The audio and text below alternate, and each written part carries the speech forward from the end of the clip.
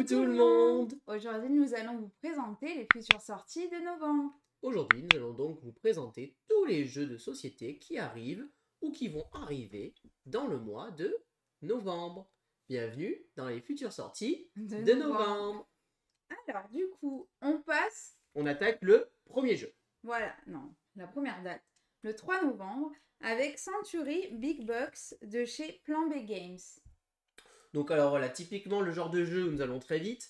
Donc Century Big Box, c'est tout simplement en fait la Big Box de Century, qui va contenir donc les 3 jeux de Century de base qui sont La Route des Épices, Un Nouveau Monde et Merveille Orientale. Le jeu est édité par Plan B Games, l'auteur c'est Emerson Matsushi et l'illustrateur c'est David Richard et Fernanda Suarez.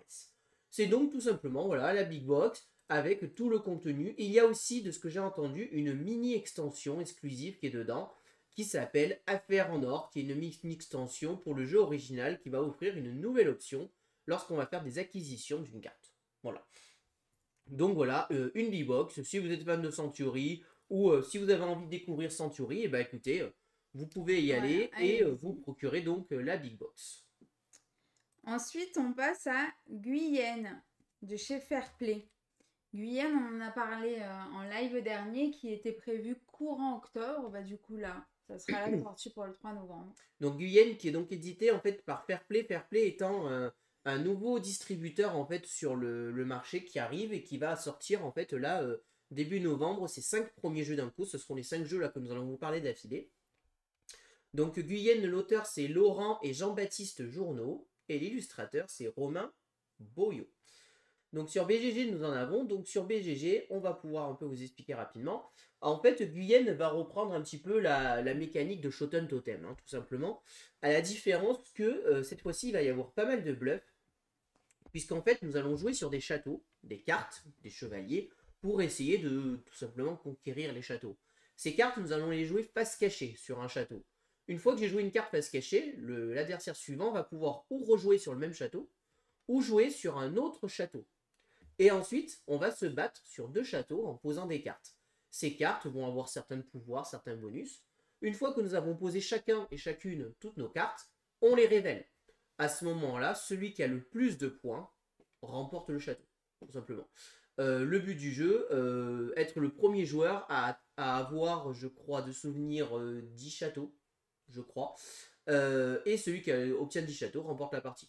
Donc voilà, ça va être un jeu qui va en fait tout simplement reprendre la mécanique Shoten Totem mais avec un gros côté bluff, puisque bien évidemment nous allons avoir chacun et chacune des cartes qui sont identiques et il va falloir essayer de deviner un peu où est-ce qu'on va mettre les cartes.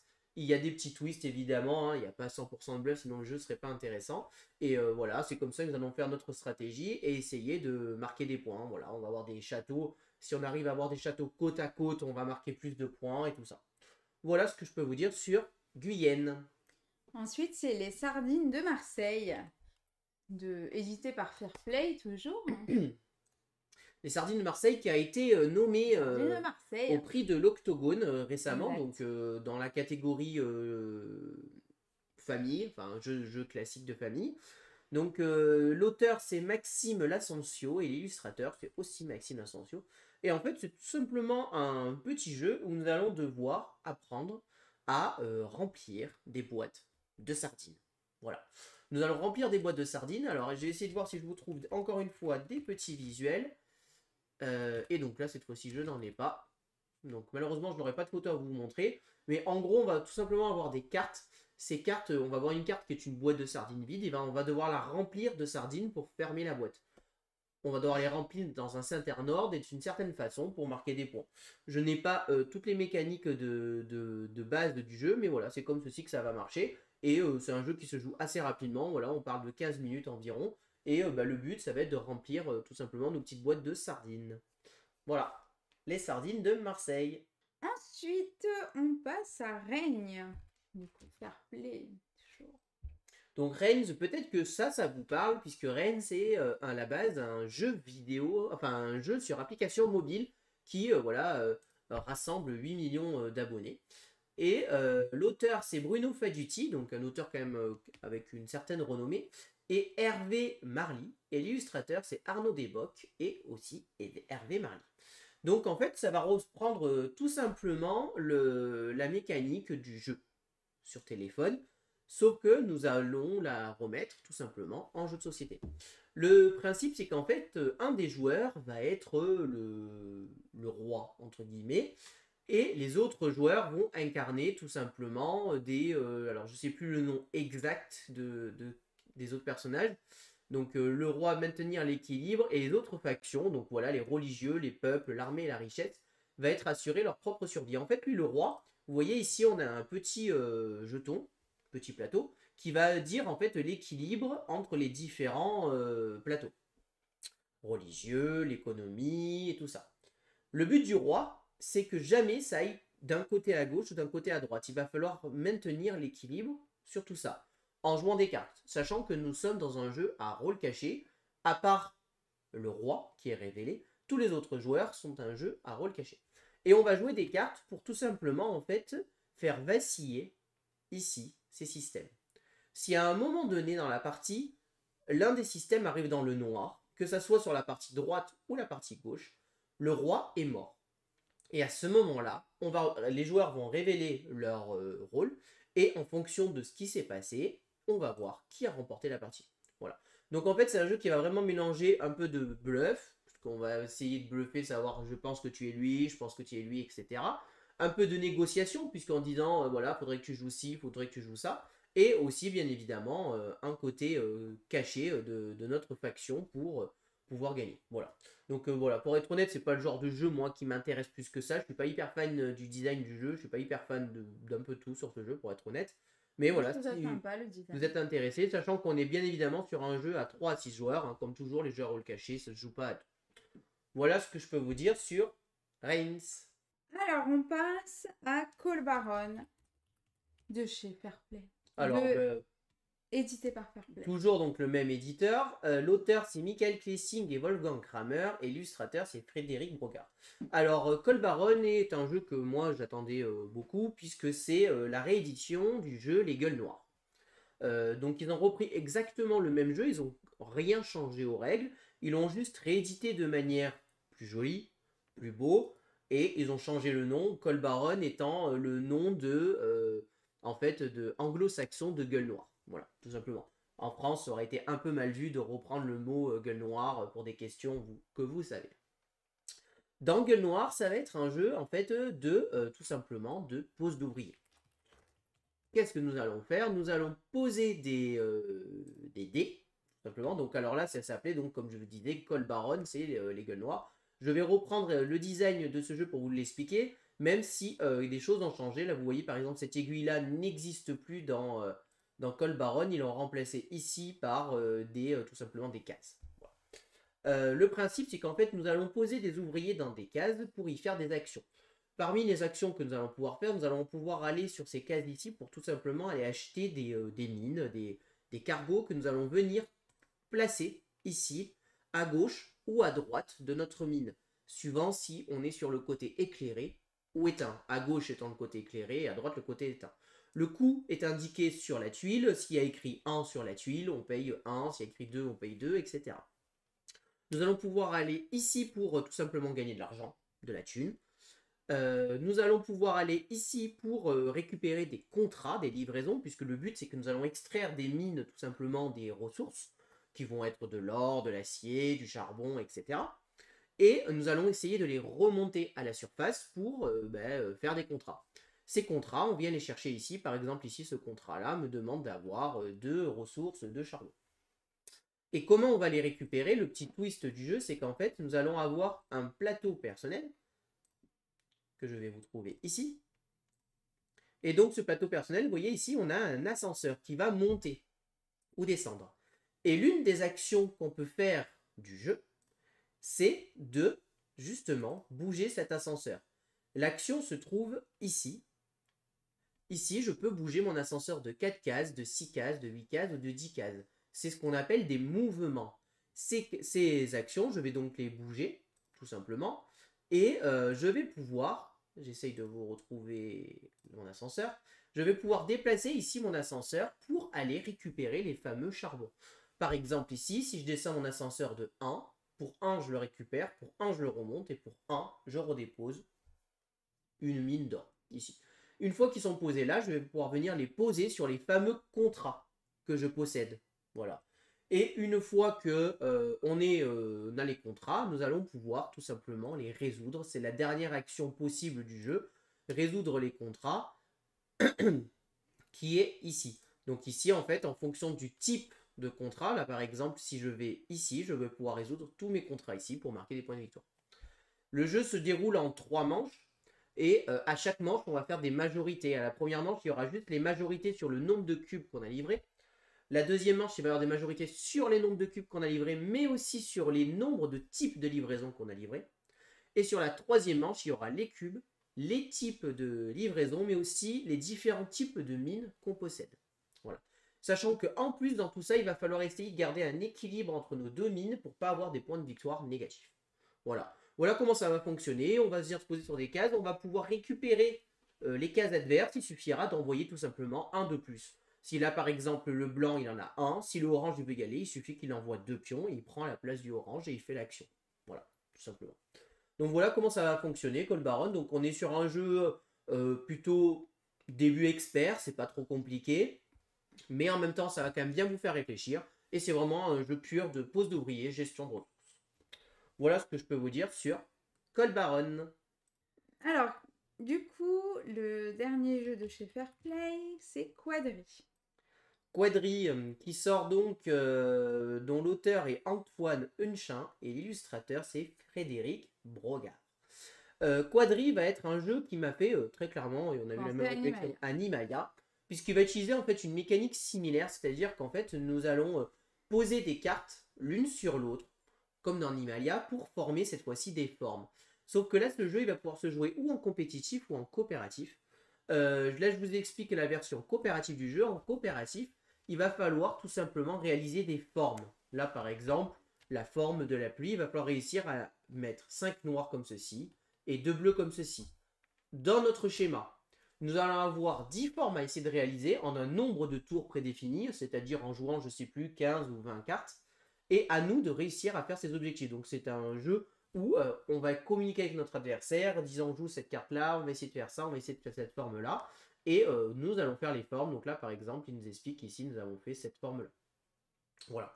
C'est tout simplement ça. C'est juste un jeu de cartes où nous allons faire de la coopération. Il y a sinon un mode compétitif où cette fois-ci, bah, tout simplement, chaque joueur va essayer de faire les formes le plus vite possible pour marquer des points de victoire. Voilà, là par exemple, on pourrait essayer de refaire le dessin de la vache. Bon, voilà. C'est très représentatif. Voilà tout ce que je peux vous dire sur Quadri. Alors du coup, c'est Nekojima de chez Unfriendly Games. Nekojima. Donc Nekojima, qui est donc un jeu dont l'auteur est David Carmona et Karen Nguyen et l'illustrateur Gilles Warmos. Donc Nekojima, ça va être un jeu familial, plutôt d'adresse, hein, très clairement. Et en fait, le but du jeu, c'est essayer un peu, j'ai envie de dire, comme des caps là, des choses comme ça, où nous allons monter une tour et le premier qui fait tout tomber a perdu. Et bien ici, ça va être pareil, sauf qu'on va jouer sur des bâtonnets, comme ceci, que nous allons placer. Nous allons tirer des dés, ici, et les dés vont nous indiquer 2 couleurs. Donc là, par exemple, vert et violet. Il va falloir que je pose un bâtonnet dans la zone violette et un bâtonnet dans la zone verte. Donc il va falloir réussir à les superposer. Les bâtonnets, il y a 3 tailles différentes. C'est moi qui choisis la taille que je veux et je viens les placer. Attention, il ne faut surtout pas que les fils se touchent. Sinon, c'est pas bon, on perd la partie. Il faut aussi que la structure tienne droite. Si on fait tomber la structure, on perd la partie. Le petit twist qu'il va y avoir, c'est qu'en plus de ça, nous allons piocher des jetons ici, là, des trucs, et ça va déclencher des effets. Par exemple, si je tire un noir, je vais devoir poser un petit chat quelque part sur les poteaux. Voilà. Donc les petits twists, c'est juste comme ça. On est sur un pur jeu d'adresse et à nous d'essayer de bien placer, de faire notre petite figure pour pas que ça tombe. Voilà. Voilà tout ce que je peux vous dire sur Nekojima. Ensuite, on passe à Woolgang de chez Gigamic. Alors, Woolgang, qui va être donc un petit jeu qui s'adresse à toute la famille, hein, Et ça va être un jeu donc de gestion de main, tout simplement. L'auteur, c'est Jérôme Baudin, et l'illustrateur, c'est Pauline Berdal. Et donc, nous allons devoir réaliser des objectifs avec notre main. Ici, donc, on nous dit que c'est la pagaille dans la vallée, les moutons n'en font qu'à leur tête. À nous d'utiliser au mieux nos talents de chaque chien berger pour reprendre le contrôle. Nous allons donc utiliser les chiens bergers pour choisir un chien et essayer d'attraper des moutons. Et le but du jeu, c'est gagner 20 moutons. Voilà. Donc, c'est un jeu que je n'ai pas bossé, pour être honnête. Donc, je ne connais pas les mécaniques particulières, mais voilà. On va descendre, on va voir. En gros, il va juste... Objectif et gestion de main. Voilà. Ben, en gros, il va falloir utiliser des chiens qui vont avoir des effets pour capturer des moutons en fonction des colonnes et des lignes. Et le premier joueur qui atteint 20 moutons remporte la partie. Tout simplement. Ensuite, il y a Tiny Epic Vikings de chez Pixie Games. Alors, Tiny Epic Viking, qui est donc ici. Ouais. Donc, dans la gamme des Tiny Epic, je vous rappelle les toutes petites boîtes de chez Pixie qui regorgent de matériel. Donc, l'auteur, c'est Scott Alms et l'illustrateur Nicoletta Vazzi. Vas-y. Tiny Epic Viking est un 4X, en fait, un tout petit 4X. Sur lequel nous allons chacun et chacune incarner en fait une faction ou un clan viking et nous allons pouvoir tout simplement nous développer ici sur cette petite carte afin d'exterminer les gens, s'expandre, exploiter et aussi explorer. Voilà, donc en fait nous allons explorer tout simplement ici le milieu, marquer des points, nous allons essayer de faire il y a un jeu de majorité qui va se faire sur le terrain et essayer de contrôler les îles au maximum. Et ensuite, nous allons aussi pouvoir récupérer des ressources que nous allons mettre ici sur notre petit plateau pour faire des actions. Le principe du jeu, c'est que nous allons jouer pendant 3 manches. À chaque manche, nous allons jouer des cartes de notre main. Je ne sais plus combien. On va en jouer 2 ou 3, je ne sais plus. On joue ces cartes, on fait les actions. Une fois qu'on a chacun joué nos cartes, on passe à la manche suivante. Et ainsi de suite. Et à la fin des 3 manches, on fait le décompte et on marque les points. Voilà. Donc gestion de main, majorité, collection et draft. Donc voilà, au début, on va se drafter nos cartes qu'on va récupérer. Ensuite, on va les exécuter, ce que je viens de vous dire. Et ensuite, on va les nettoyer, donc défausser. Et une fois qu'on a fait les 3 airs, la manche est terminée. Voilà ce que je peux vous dire sur Tiny Epic Viking. Ensuite, Marie and Mars de chez Red Cat. Non, il n'y a pas de E. Donc Mario de Mars, c'est tout simplement la suite de Marie qui existait déjà avant, qui s'appelait Marie et l'usine foudroyée. Donc en fait, c'est un jeu qui se joue tout seul, donc c'est un jeu solo. Pour les joueurs solo, ça peut potentiellement vous intéresser que la suite arrive, puisque ça avait plutôt bien fonctionné. Ça va être un pur jeu de programmation en fait. À nous d'essayer de programmer nos actions pour que tout simplement, on arrive à amener un robot d'un point A à un point B, tout simplement. Nous allons jouer nos tuiles, des petites tuiles que nous allons jouer pour faire déplacer le robot, l'avancer, tourner à gauche, tourner à droite, potentiellement utiliser des pouvoirs suivant certains trucs, et avancer pour arriver au point final. Si on a réussi, on passe au niveau suivant, donc il y a évidemment plein de niveaux avec des difficultés croissantes, et à nous de tout simplement y arriver. Donc c'est un joueur qui peut se jouer tout seul, mais vous pouvez aussi jouer à plusieurs, et comme on dit, on peut coopérer avec les amis en disant faudrait qu'on fasse ça, faudrait qu'on fasse ci, etc. Voilà comment ça fonctionne tout simplement Marie on Mars, qui est donc en fait le même principe, mais juste des nouvelles cartes et peut-être des nouveaux pouvoirs. Il y a l'aventure fabuleuse de chez Passe ton tour Games. Donc, fair play. Donc l'aventure fabuleuse qui est donc un jeu pour enfants, tout simplement. Moi j'aime bien celui-là, j'ai trop aimé quand tu me l'as expliqué. L'auteur, l'autrice du coup c'est Maureen Lemoine et Yann Edern Lemoine. Et illustrateur c'est Apolline Etienne et Manon Nicolas. L'aventure fabuleuse, ça va être un petit jeu pour enfants en fait, qui va apprendre en fait aux enfants le stop ou encore principalement, puisqu'en fait nous allons lancer une poignée de dés. Et avec ces dés, il va y avoir des effets. Le principe du jeu, gagner un maximum de princesses, puisque le premier joueur qui a le plus de princesses gagne la partie. Et du coup, nous allons en fait avoir des effets, mais là où il va y avoir stop ou encore, c'est qu'en fait, il y a des dés qui vont être des dragons, qui vont venir capturer des princesses, nous embêter. Et comme dans tout jeu stop ou encore, si à un moment donné on a trop de dés d'une couleur, ça s'arrête. on a perdu notre tour et ça passe au jeu suivant. Donc voilà, un petit jeu pour enfants qui est plutôt bien fait et qui va nous permettre d'apprendre le stop ou encore aux enfants. Et c'est une principe de boîte comme dans TTMC qui va s'ouvrir et on joue immédiatement avec la boîte de jeu et le matériel. Donc là, c'est un jeu qu'on attend tous, généralement. Donc c'est Les Aventuriers du Rail Legacy, de chez Days of Wonders. Donc celui-là, je ne vais pas avoir besoin de beaucoup vous le pitcher. Hein. Donc les Aventuriers du Rail Legacy, légende de l'Ouest. Donc c'est tout simplement les Aventuriers du Rail en mode Legacy. Donc l'auteur c'est Alain Hermoun, Rob Davio et Matt Leacock. Et l'illustrateur c'est Cyril Daujean et Julien Delval. Et tout simplement, voilà, nous allons vivre une aventure hippique dans le Grand Ouest des États-Unis. Et nous allons donc jouer aux Aventuriers du Rail dans, je crois, 12 chapitres. Chaque chapitre, comme dans un Legacy, va nous apporter des nouvelles règles, des nouvelles choses. A priori, pas de grande révolution. Nous allons jouer aux Aventuriers du Rail pendant 12 chapitres, avec des petits twists, des petites règles qui vont se rajouter, mais pas non plus un énorme changement de règles comme on pourrait avoir dans Pandemic Legacy. Le meilleur Legacy. Mais en tout cas, nous allons vivre une grande aventure, ouvrir des enveloppes, ouvrir des caisses et cumuler un maximum d'argent pour gagner la partie. Évidemment, je ne peux pas vous en dire plus puisque moi-même je n'y ai pas joué. Ce qu'on peut voir ici, c'est qu'en début de premier chapitre, nous allons avoir un plateau puzzle à moitié terminé qui n'est pas fini et nous allons faire notre première aventure ici. Voilà. Et on garde les mêmes mécaniques de base des Aventuriers du Rail et il y aura sûrement des nouveautés, des choses qui vont se rajouter. Une fois que le jeu est terminé, il est dit dans la boîte que nous aurons un plateau final unique et rejouable à l'infini si jamais vous voulez garder votre matériel. Donc voilà ce que je peux vous dire sur les Aventuriers du Rail Legacy, légende de l'Ouest. Ensuite, il y a, je sais pas comment ça se dit, c'est Voidfall de chez Super Meeple. Comment tu le dis, toi? Voidfall, ouais.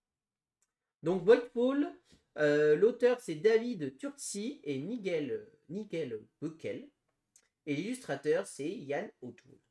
Donc Voidfall, là, on est dans du expert plus. Là, donc là, on peut difficilement faire plus, très clairement. On est sur BGG, je crois, à plus de 4,5 sur en termes de difficulté. Hein, voilà, quasiment 4,6. C'est un énorme 4X dans l'espace. Donc évidemment, ce n'est pas un jeu que je n'ai bossé. Le mieux que je puisse vous dire sur ce jeu, c'est qu'il y a Pénélope qui a fait un live complet de plus de 4 heures dessus, je crois, qui explique les règles et fait une partie complète du jeu. Voilà. Donc je vous invite tout simplement à aller voir le live de Pénélope pour ce jeu-là, qui en parle bien mieux que nous. Ça, c'est un jeu que vous ne verrez pas sur notre chaîne. C'est beaucoup trop long pour nous, beaucoup trop complet. En plus, le thème espace, j'ai un peu de mal, pour être honnête. Voilà, mais on est sur un énorme 4X, gestion de ressources, développement. A priori, les règles sont très longues à expliquer. Par contre, une fois les règles expliquées, le jeu est plutôt fluide et ça tourne plutôt bien. Mais après, comme tout 4X, c'est un jeu qui est long, voilà, qui est dans la longueur, les majorités, je t'attaque, etc. Et comme tout jeu de 4X, en général, c'est un jeu qui est bien meilleur à 3-4 qu'à 2. Voilà ce que je peux vous dire sur Voidfall. Donc Similo, le Seigneur des Anneaux. L'auteur c'est Martino Ticciacera, Yalmar Hatch, Pierluca Zivi et l'illustrateur Nayad, qui est donc tout simplement un illustrateur qu'on aime beaucoup, qui est l'illustrateur de Namiji et de Tokaido. Exactement. Similo, écoutez, on va faire très vite. C'est tout simplement un Similo dans le monde du Seigneur des Anneaux. Voilà, tout simplement. Donc tous les personnages du Seigneur des Anneaux qui sont donc 39 cartes illustrées par Nayad. Et moi étant fan de Seigneur des Anneaux, étant fan de Nayad, c'est un jeu que je pourrais avoir juste pour le thème parce que ça me plaît. Et voilà. Mais Similo, ça marche très bien. On doit essayer de se faire deviner des cartes tout simplement. Enfin, retrouver le personnage qu'on a caché et on va donner des mots pour éliminer les autres personnages. Voilà. Ça marche très bien, c'est une valeur sûre et donc ça sort. Ensuite, la chasse aux œufs de chez Matado. Donc la chasse aux œufs qui est un jeu pour enfants. Donc l'auteur c'est Marcus Edjag et l'illustrateur c'est Marine Cazot. Donc là c'est clairement un jeu que je n'ai pas bossé, donc je ne vais pas vous en dire plus. Mécaniquement, on va faire de la course, du déplacement, de l'observation et du lancer de dés. Voilà. Donc ça sort le 3 novembre. Ensuite, on a Motu ou Motu de chez Ghost Dog Games. Motu. Motu, l'auteur c'est Scott Hans et l'illustrateur c'est Olivier Danchin. Motu, ce qu'il faut savoir, c'est que avant d'être un jeu de société physique, ça a été un print and play gratuit qui était sorti et que donc l'éditeur Ghost Dog Games, qui est comme Tribunal 1920, a décidé d'éditer en jeu de société, cette fois-ci en manière physique. Et Motu, le but c'est qu'en fait nous allons devoir faire reconstituer notre petite île, tout simplement. Voilà. Et le principe c'est qu'au début de la partie on a une carte île, ce qui est notre carte centrale, et on va pouvoir choisir l'une des cartes présentes, et nous allons la connecter à notre île. La règle qu'il faut faire, c'est qu'on doit forcément connecter, on doit recouvrir un symbole. Là, par exemple, celle-ci, si je veux la connecter à celle-ci, voilà, ça c'est ma carte de départ, et je vais devoir recouvrir, par exemple, ce symbole ou ce symbole, etc. Et nous allons faire notre île petit à petit autour. À la fin de la partie, nous allons avoir les symboles. Chaque symbole va avoir une manière de scorer, en fait, tout simplement. Il y en a certains, ça va être de la majorité. Certains, on va dire, il faut que vous en ayez plus que d'autres. D'autres, on va regarder la distance à laquelle on est d'un volcan. Là, par exemple, on a un volcan et on va regarder la distance qu'on va être entre les deux avec une petite réglette pour marquer des points de victoire. Voilà, donc c'est un petit jeu malin, efficace, qui se joue très facilement, qui est familial. Voilà, ça révolutionne pas non plus, je pense, le game. On appelle ça placement de tuiles, j'appellerais ça presque plus placement de cartes, puisqu'il s'agit des cartes et pas des tuiles qu'on va placer. Et voilà, et à nous de réaliser en fait notre archipel la plus harmonieuse. Ensuite, c'est Hégémonie de chez Don't Panic Games. Alors, Hégémonie, on va bientôt y jouer. Alors, je rectifie, on va bientôt y jouer, Gaëlou et moi, pas en live. Ah oui, oui, bien sûr. Donc, Hégémonie, l'auteur c'est Vangelis Bakartakis et Varnamas Timotheou. Et l'illustrateur c'est Jakub Skop. Voilà. Hégémonie va être un jeu atypique puisque c'est un jeu asymétrique, dans lequel nous allons incarner en fait tout simplement une société économique. Puisqu'en fait, il y a des gens qui vont jouer l'État, le gouvernement. Il y a des gens qui vont jouer les socialistes. Il y a des gens qui vont jouer la société moyenne, si je me rappelle. La classe ouvrière, pardon. Excusez-moi, j'ai dit socialiste, c'est pas socialiste, c'est les capitalistes. Il y en a un qui va jouer la classe ouvrière et un qui va jouer la classe moyenne. Donc c'est un jeu qui se veut, je pense, excellent à 4, puisqu'à 4 chacun va jouer un des 4 peuples. Et le but c'est de gérer notre main et de marquer des points. Sauf que ça va être un jeu qui va être hyper interactif. Les capitalistes vont vouloir fermer des usines, rentrer maximum de cash. Pendant que la classe ouvrière, eux, ils vont faire des grèves, ils vont embêter les capitalistes, ils vont demander des augmentations. La classe moyenne, elle a un peu le cul entre deux chaises. Elle va dire, bon, on veut un peu d'argent, mais on veut aussi un peu aider les capitalistes. Et il y a l'État qui va être au milieu, qui va dire, bon, moi, je vais essayer de faire des lois et des choses pour faire plaisir à tout le monde. Voilà. C'est un peu comme ça que ça va se passer. C'est un jeu qui se veut hyper thématique. Le principe, c'est que nous allons jouer des cartes, en fait, tout simplement, de notre main pour le placer. Nous reviendrons un peu plus dans les détails sur ce jeu, puisque en fait nous allons le tester la semaine prochaine chez un ami. Donc nous n'avons pas le jeu, nous allons le tester chez un ami. Et si le jeu nous plaît et qu'on a aimé, et que je vois qu'à 2 ça puisse tourner, donc il faut que je vérifie qu'à 2 ça fonctionne, puisqu'à 2 forcément nous n'incarnerons que 2 classes, pour vérifier si ça fonctionne. Et à ce moment-là, potentiellement, je ferai une demande de boîte presse à Don't Panic Games, ou alors potentiellement on pourra essayer de l'emprunter à notre ami si on veut vous le présenter. Voilà. Donc potentiellement, ça peut être un live futur sur notre chaîne. Ce n'est pas du tout garanti. Il faudra déjà que le jeu nous plaise. Vous voyez que c'est un jeu qui est quand même à un prix très élevé. Donc forcément, c'est pas simple d'avoir pour nous ou une boîte presse ou évidemment de l'acheter et de vous en parler. Voilà tout ce que je peux vous dire sur Hégémonie. Donc je disais Pingouin, c'est le dernier jeu du 3 novembre et chez, j'y arrivais, c'est de chez Plan B Games. L'auteur, c'est Gunder Cornet et Alidas Jacques Toulounas. Et illustrateur François Bruel, Sylvain Déco, Bernd Entac et Grace Williams. Penguin, c'est une réédition en fait d'un vieux jeu de 2014 qui s'appelait aussi Penguin. Le principe très simple, c'est un jeu de placement de tuiles. En fait, nous allons avoir une banquise qui va être faite. Et nous allons avoir un petit pingouin qui va se déplacer. Et le but du jeu, ça va être de récupérer des petits poissons, d'avoir des majorités sur chaque poisson et tout. Mais attention, il va falloir se déplacer stratégiquement, puisqu'à chaque fois qu'on récupère des poissons, la glace se brise et donc on ne peut plus faire demi-tour à cet endroit. Donc à nous de faire le meilleur chemin sans nous embêter avec les adversaires pour pas rester bloqué et tout simplement voir la glace se dérober sous nos pieds et du coup le pingouin s'en va et il a fini sa manche. Voilà. Donc c'est un jeu qui se veut rapide, frénétique, qui est accessible pour toute la famille. Ensuite, du coup, le 10 novembre avec Sawari de chez Joudini Édition. À chaque fois, je me trompe sur l'écriture. S-A-H. Donc Sawari qui sort le 10 novembre. Normalement, c'est bon. Là, le cargo est arrivé. Donc ça sort le 10 novembre. Donc Sawari qui est donc l'auteur, c'est Arnaud Chablos et l'illustrateur Miguel Cumbra. Donc Sawari, on vous en a déjà parlé lors du live précédent des futures sorties. Donc je ne vais pas donc vous refaire le speech du jeu.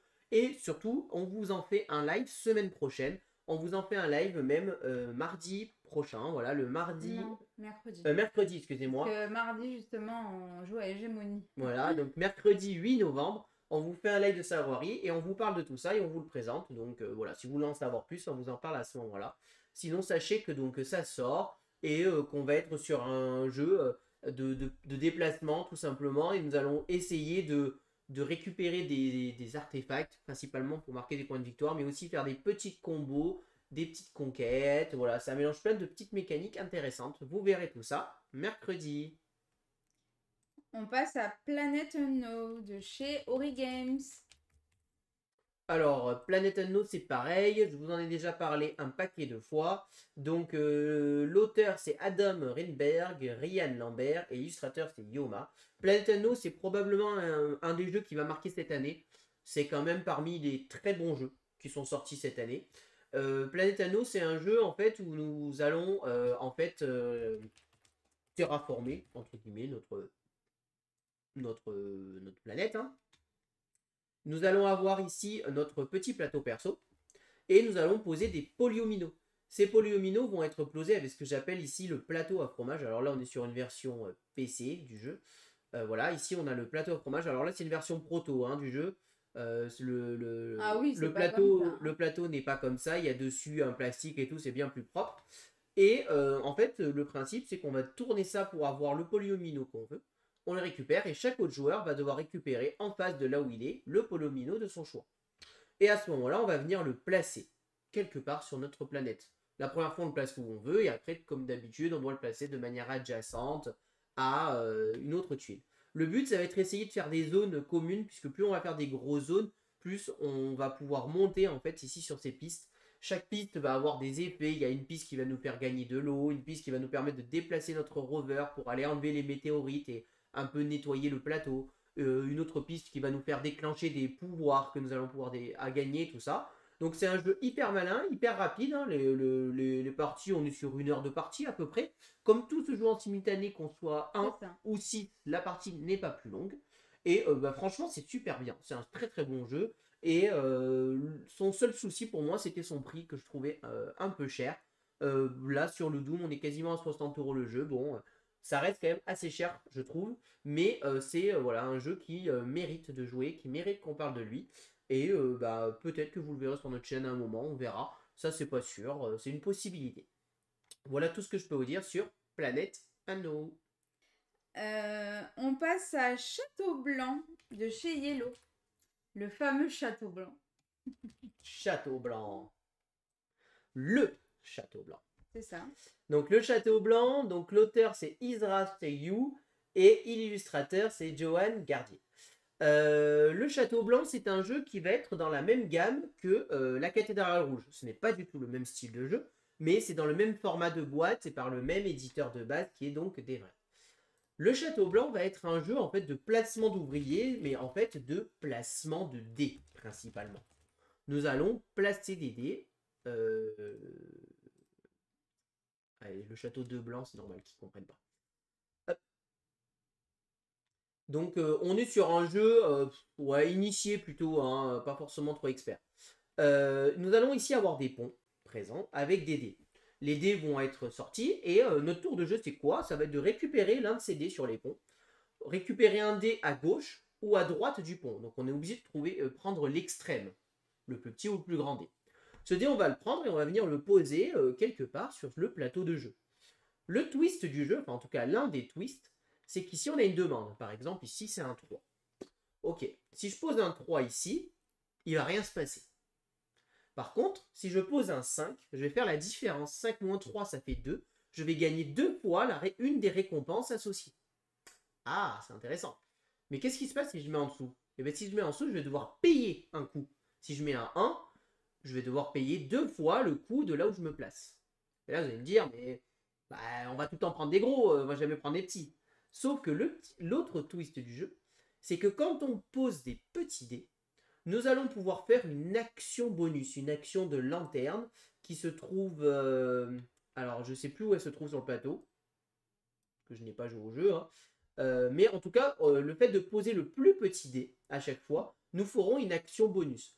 Donc du coup, nous allons toujours avoir le dilemme de est-ce que je pose le gros dé pour gagner des ressources, etc. ou est-ce que je pose le petit dé pour aller chercher des actions bonus. Sachant que c'est un jeu qui va faire des combos, en fait. Si on ne fait pas de combos, ça va pas bien se passer pour nous, hein, très clairement. C'est un jeu qui est voué à faire des combos de partout pour monter sur les différentes pistes là qu'on voit là-haut, ici. Donc là, voilà, les pistes pour marquer des points de victoire. Et ici, nous allons avoir des cartes que nous allons pouvoir utiliser. Et là, c'est la fameuse lanterne que je vous expliquais justement, où le plus petit dé qu'on va poser, on va pouvoir déclencher des bonus. Voilà, voilà comment va fonctionner Château Blanc, qui est plutôt très bien édité, hein, très joli, qui donne très envie. Moi, ça fait partie des jeux qui me font envie. Je ne sais pas si vous le verrez sur notre chaîne, mais en tout cas, voilà, ça arrive dans la gamme Yellow Expert. Alors, comme d'habitude, souvent, la gamme Yellow Expert, on va plutôt être sur des jeux pratiquement initiés, hein, comme souvent, ou début expert. Voilà. On reste dans ce style-là. Ce n'est pas un énorme jeu expert, très clairement, mais c'est un jeu, voilà, qui a quand même un peu, qui demande un peu de réflexion et tout ça. Voilà ce que je peux vous dire sur le Château Blanc. On passe à Sushi Boat de chez Don Panic Games. Est-ce que vous avez faim? Est-ce que vous avez envie de sushi? Puisque dans Sushi Bot, ben, nous allons être tout simplement des clients et nous allons manger des sushis. Le but du jeu, manger un maximum de sushis. J'adore sushi. Alors on est sur un jeu à pratiquement 68 €. L'auteur c'est Dario Mazzarenti et Francisco Testini. Et l'illustrateur c'est Ed Kwan. Comment ça va se passer? Ben, en fait, le but du jeu, nous allons avoir à notre tour un pion. Et nous allons venir nous placer sur l'une des cases disponibles. Là, vous voyez les petits ronds. Sur cette case, nous allons avoir plusieurs actions qui s'offrent à nous. La première action, c'est récupérer l'assiette qui est en face. Je mange, je m'assois à table et je mange des sushis. Donc là, par exemple, je mange ces 3 makis ici que je viens mettre au-dessus de mon plateau personnel. Si je suis ici, j'ai le droit de choisir l'une des 2 assiettes au choix. Voilà. Si je me mets sur une extérieure, au lieu de manger, je peux faire appel à du personnel et demander, et donc en fait tout simplement activer la carte qui va se passer. Par exemple, le chat, il est assez rigolo. Le chat, vous voyez qu'ici en fait on va rajouter des pions qui vont tourner sur ce plateau un peu roulant en fait, et il y en a qui vont partir à la poubelle. Ben, le chat, il va nous permettre de récupérer un sushi de la poubelle pour le mettre ici. C'est le chat qui le mange, évidemment, c'est pas nous, mais du coup ça nous permet de le faire. Pourquoi c'est intéressant? Parce qu'en fait là on va faire une pile, d'assiettes, et en fait ça va être un jeu de mémoire, puisque je n'ai jamais le droit de regarder ensuite en dessous ce que j'ai mangé. Et pourquoi ça va être un jeu de mémoire? Parce qu'en fin de partie, on va marquer des points de victoire par type de sushi différents qu'on a mangé. Donc à nous de nous rappeler, attends, est-ce que je les ai mangés ces types-là? Est-ce que ces types-là, je les ai mangés et tout ça? On va aussi marquer des points sur les piles quand on arrive à faire des piles de même couleur identique. Donc là, par exemple, si je fais 3 jaunes à côté. Voilà. Sachant qu'en début de tour, avant de placer notre pion, on va révéler une carte. La carte, il peut se passer 3 choses. Ou elle va nous dire de placer des nouvelles assiettes jusqu'à qu'on vide une assiette dans la poubelle. Ou alors on va nous dire de placer une assiette jusqu'à que ça remplisse jusqu'à la poubelle sans la vider. Voilà. Donc à nous d'essayer de nous placer, etc. Et une autre carte qui est Wasabi. Et quand le Wasabi arrive, il y a un jeu de mémoire qui se remet en place il faut se rappeler quelles sont les 2 assiettes qui sont Mais cachées non. derrière le Ok. bateau. À ce moment-là, on cache ici notre petit plateau personnel et on va venir prendre les 2 petits pions wasabi et les poser sur les couleurs des assiettes qu'on pense qui sont derrière. Une fois qu'on a fait ça, on révèle et on va venir pousser les assiettes et on regarde si on a raison ou pas. Et si on a raison, on va pouvoir laisser des wasabi présents ici qui vont nous donner des petits pouvoirs. Une autre action qu'on peut faire, tout simplement, c'est ne pas manger, pas faire de personnel et récupérer de l'argent. L'argent, à quoi il nous sert? Il va nous servir principalement à venir prendre la place de quelqu'un. Si jamais je veux prendre sa place, parce que il est sur un endroit où il est en face d'une assiette qui va m'intéresser, je peux lui prendre sa place et je lui paye un sou. Je lui donne un sou pour prendre sa place, tout simplement. Donc voilà, c'est à peu près comme ça que ça va fonctionner. On va jouer comme ça jusqu'à qu'il n'y ait plus de cartes ici de piocher. Et à la fin de la partie, on va faire notre petit fil et on fait le décompte des points. Voilà. Moi, j'ai trouvé ça très sympa. Alors, le jeu se veut familial, hein, très clairement, dès 8 ans, donc c'est un jeu très simple. Du coup, le prix est gênant, puisqu'on est quand même sur un prix très élevé pour un jeu familial. Cela dit, je vois que vous en parlez dans le chat. Pourquoi il est cher? Très clairement, là, on le voit, on est sur un plateau en bois. On voit. C'est pas du carton. On est sur un plateau en bois. On est sur des des jetons type poker. Donc, on n'est pas sur des jetons en carton. Donc voilà, le matériel est luxifié, entre guillemets. Pourquoi? Parce que c'est un jeu qui vient d'un Kickstarter. Voilà, tout simplement. Et donc, je pense que Dopani Games localise le Kickstarter complet. C'est pour ça qu'il sort à ce prix-là. Donc, c'est un jeu qui nous intéresse. Potentiellement, vous le verrez sur notre chaîne. On verra. J'ai fait une demande pour ce jeu parce que ça m'a bien intéressé. Je trouve que c'est des mécaniques originales. Et c'est un jeu que je pense qu'on pourrait sortir très facilement avec plein d'amis et s'amuser et passer un bon moment. Voilà ce que je peux vous dire sur Sushi Boat. On passe à Vampire Village. Tu as amélioré en anglais ou pas? De chez Studio H. Donc Vampire Village, qui est un jeu dont l'auteur est Maxime Rambourg, l'illustrateur Jérôme Le Reculé et Guillaume Tavernier. Vampire Village va être un jeu de tower defense et de draft. Pourquoi de draft? Puisque nous allons en fait nous drafter des cartes, tout simplement, que nous allons faire dans notre village. Le principe, c'est qu'en fait, ici, nous allons avoir notre ville, que nous allons essayer de défendre des attaques des monstres. Donc, en début de partie, on va se drafter des cartes pour organiser notre défense, tout simplement. Une fois que nous avons organisé notre défense, nous allons nous faire attaquer par des monstres qui vont être en fait les cartes restantes de nos adversaires, de gauche et de droite. Et on va se faire attaquer. Là, par exemple, on a ici un vampire qui attaque le côté droit. On a ici 2 loups qui attaquent le côté haut. Et ici, une sorte de vampire qui va nous attaquer. Le but, ça va être essayer de les éliminer. Donc, on voit qu'on met des jetons dessus. Nous allons jouer des cartes pour les éliminer. Et le principe du jeu, c'est d'essayer de survivre, de garder son village intact. Bien évidemment, nous allons souffrir dans ce jeu. On va prendre cher, comme on dit. Alors, c'est un jeu qui se joue de 2 à 5 joueurs. Je sais pas si la config à 2 joueurs est bien, étant donné qu'on joue avec notre voisin de gauche et de droite. J'ai envie de dire qu'on a envie de jouer à au moins 3. Je pense que si on joue à 2, notre voisin est à la fois notre voisin de gauche et notre voisin de droite, évidemment. Mais du coup, je sais pas si ça fonctionne aussi bien. À voir, je n'ai pas joué au jeu, donc je ne voudrais pas vous dire de bêtises. En tout cas, le matos est intéressant. Je trouve qu'on est sur un jeu qui sort un peu des sentiers battus qu'on connaît, donc ça donne quand même envie de tester. Mais c'est un jeu que j'ai envie de tester à 3, pas à 2 pour être honnête. Donc c'est un jeu que je testerai chez des amis, je pense. Mais je pense que Studio H là, nous sort quand même un jeu vraiment très intéressant et très sympa. Voilà ce que je peux vous dire sur Vampire Village.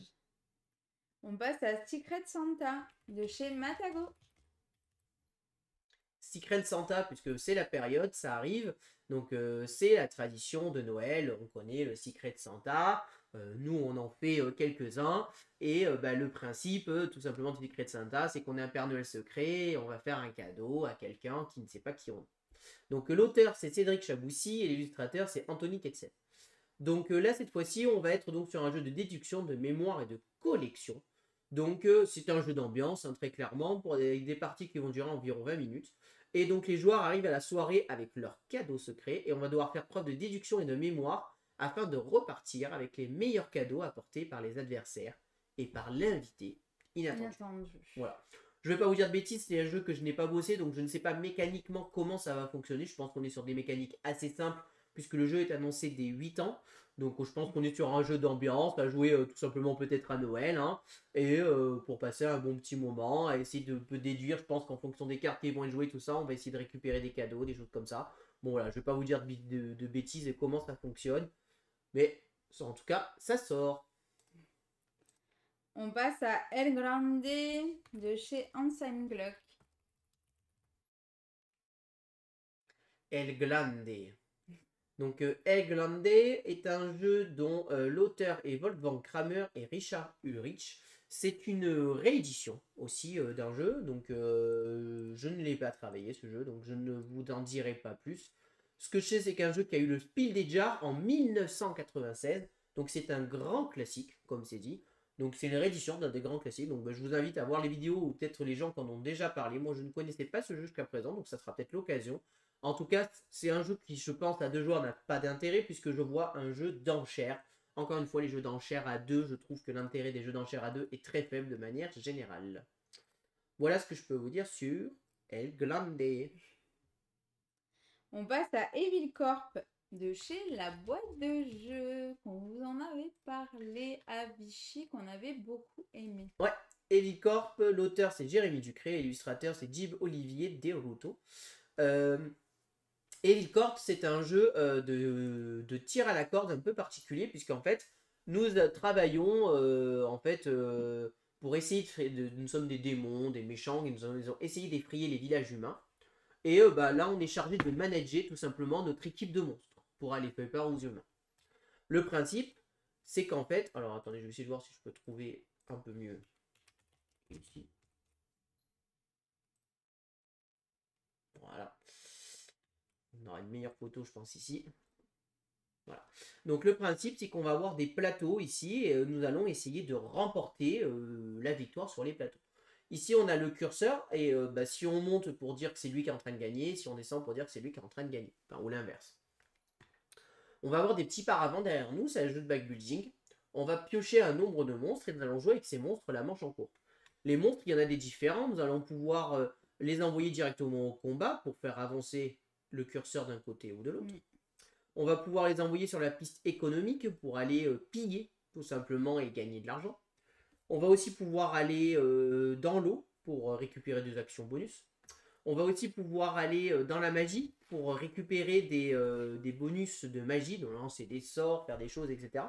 Et le principe, c'est que c'est vraiment un jeu de confrontation, sachant qu'on a aussi des petits bonus là qui se gagnent quand on est le premier joueur rouge à déclencher, on gagne le bonus rouge, le premier joueur bleu, on gagne le bonus bleu sur chaque plateau. Et pour gagner la partie, il faut remporter 2 plateaux. Sachant que les plateaux, une fois qu'il a été remporté, on le retourne et on révèle un nouveau plateau de jeu. Voilà. Et c'est vraiment un petit jeu de tir à la corde puisqu'on va gérer les puissances, sauf que on connaît un petit peu la main de notre adversaire. Donc on peut essayer de voir qu'est-ce qu'il a joué, etc. pour anticiper. C'est-à-dire que c'est caché derrière un paravent, mais normalement, si on a un peu de mémoire, on se rappelle un peu ce qu'a notre adversaire. On va évidemment pouvoir recruter des monstres pour pouvoir les mettre dans le sac et pouvoir recruter de nouveaux. À chaque fois, à la fin de chaque manche, suivant où le pion il est, on gagne un bouclier. Si jamais on a 3 boucliers, on remporte le plateau. Si jamais on arrive à le poser tout au bout, on remporte immédiatement le plateau. Et on a en plus des bonus. Là, par exemple, c'est de l'argent magique qui va pouvoir revenir à chaque manche. On va avoir de l'argent classique qu'on va dépenser. Et voilà, nous allons pouvoir aussi le mettre dans la tour. Ici, quand on le met dans la tour, il reste là à chaque manche. C'est un peu son bunker, il reste là pour tout le temps. Et nous allons essayer de nous battre et gagner tout simplement les plateaux. Donc c'est un jeu vraiment très malin, très efficace. On l'avait testé à Vichy, nous avions beaucoup aimé notre partie. Voilà tout ce que je peux vous dire sur Evil Corp. On passe à Tale of Fire de chez Yellow. Donc là, vous voyez, on est un peu sur les jeux de Vichy. Hein. Oui, donc il y en a beaucoup qu'on vous a déjà parlé. Donc Tale of Fire, ça va être un jeu dont l'auteur est Thomas Seiner, l'illustrateur c'est Maya Guadeloupe et Orneas Ramos. Donc c'est un jeu, c'est déjà la 2e fois que je vous en parle, puisqu'on l'avait annoncé pour octobre, finalement ça sort le 10 novembre, et on vous en avait parlé pour Vichy. Donc je ne vais pas vous refaire le pitch du jeu, mais c'est un jeu auquel il va falloir en fait gagner du feu, tout simplement. Pour gagner du feu, nous allons jouer une carte de notre main qui va devoir être supérieure à la carte qui est devant nous. Ensuite, on doit faire un tour complet. Si ça revient à nous, on remporte cette flamme qui est protégée par ce chiffre. Mais attention, si plus tard dans la partie, un autre joueur gagne avec ce chiffre-là, il va pouvoir récupérer toutes nos flammes. Donc ça va être un jeu, il va falloir un peu gérer comment on fait. Évidemment, on va avoir des personnages qui vont avoir des pouvoirs qui vont se déclencher. Voilà ce que je peux vous dire sur Taints on Fire. On passe à 5 minutes mystère de chez Wiggles 3D. Il y avait 5 minutes donjon, il y avait 8 minutes pour une énigme, et là nous avons 5 minutes mystère. Donc c'est un jeu de déduction pour des parties très courtes, pour 5 minutes de partie. L'auteur c'est Connor Red, oui, l'illustrateur c'est Ken Ganmel et Connor Red. Donc là on est sur des micro-jeux, en fait des micro-jeux de déduction tout simplement. Donc 5 minutes mystère est un jeu de déduction dans lequel on va unir nos forces pour permettre à notre équipe d'élucider le mystère en 5 minutes. Voilà, tout simplement. Donc à nous d'essayer de résoudre un mystère en 5 minutes. Alors évidemment, il y a plusieurs enquêtes. Hein. Le jeu ne dure pas que 5 minutes. On va pouvoir en enchaîner plusieurs parce que sinon, ça serait compliqué. 5 minutes, 30 €, c'est pas mal. Hein. Donc voilà, il y a évidemment plein de scénarios et de choses possibles pour résoudre et avec une montée en difficulté. Voilà. Voilà ce que je peux vous dire sur 5 minutes mystère. On passe à Flip Town de chez Boom Boom Games. Flip Town. Donc l'auteur c'est Stéphane Aramini et l'illustrateur c'est Naomi Ferral. Donc là c'est un jeu de Far West, donc construction de tableau et Ron and White. Donc du coup vu que c'est du Ron and White, je laisserai tout simplement le Meeple Vert vous en parler mieux que moi. C'est le spécialiste, je pense que je vais l'embaucher bientôt pour les Ron and White. Et bon, plus sérieusement, c'est un jeu que je n'ai pas bossé, donc je ne vais pas pouvoir vous en dire plus que ça. Mais c'est un jeu de flip and white, en fait, d'ailleurs pas de roll and white. Et nous allons devoir, comme tout jeu, essayer a priori de cocher des cas, des choses sur notre petite feuille en fonction des cartes qui vont sortir. Donc si on regarde la mécanique, à chaque tour, nous allons retourner 3 cartes, en attribuer une pour représenter notre couleur, une pour représenter notre valeur et une pour représenter notre carte de poker. La couleur dicte sur laquelle des 4 régions on va activer quelque chose. Et la carte de poker va vers une main de poker de 5 cartes. Voilà, tout simplement. Chacune des cartes va avoir des régions et on va pouvoir résoudre tout simplement un puzzle. Voilà. Il y a un mode solo aussi pour le faire. Voilà ce que je peux vous dire sur Flip Town. On passe à Quicksand de chez Yellow. Et ça, j'aime de trop. Tu aimes mais tu n'y as jamais joué. Oui, mais le pitch m'a vraiment donné envie, comme je le dis dans Vichy. L'auteur c'est Yamal Hatch et Lorenzo Sival, et l'illustrateur c'est Maxime Morin, Nao Vasali et Fabio Clancy. Quicksand c'est, alors je vulgarise, mais c'est un petit peu le comment il s'appelle? Le jeu sur les cerfs-volants de chez Matago, Kite. Non, le Kite, oui c'est ça. Le Kite de Yellow, tout simplement. C'est pas tout à fait pareil. Hein. La différence, c'est que dans Kite, nous allons devoir tout simplement retourner sablier à l'infini pour réussir notre concours de cerfs-volants. Ici, nous allons... le but du jeu, c'est d'amener les 3 sabliers qui sont là, les amener tous les 3 ici, là, derrière la ligne verte, pour remporter la partie. À notre tour de jeu, nous allons avoir des cartes qu'on va pouvoir jouer qui vont pouvoir nous dire vous pouvez déplacer un sablier sur la prochaine tuile jaune, un sablier sur la prochaine tuile grise. Le twist du jeu, c'est qu'évidemment, les sabliers ne doivent jamais s'arrêter de tourner. Donc, il va falloir bien calculer de quand est-ce qu'on va les tourner, etc.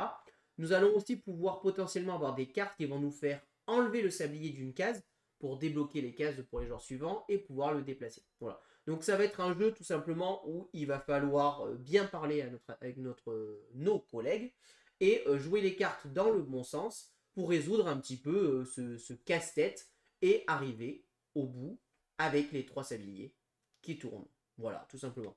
Et donc voilà, tour de rôle comme dans Kites, on va jouer des cartes et on va faire avancer nos sabliers, voilà.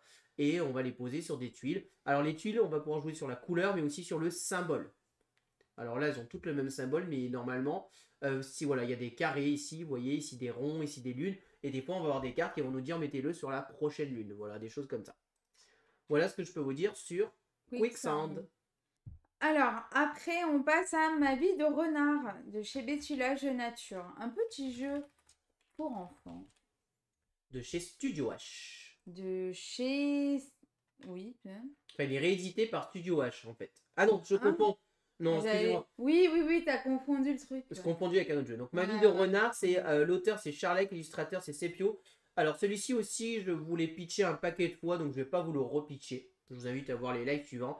Le principe, c'est d'amener notre pion ici à ici, en premier. Sachant que ça va être un jeu de memory, puisqu'à chaque fois qu'on va aller sur une case, On va la retourner et voir ce qui se passe, s'il y a des pièges, des choses comme ça. Et le but, bah, c'est d'arriver au bout.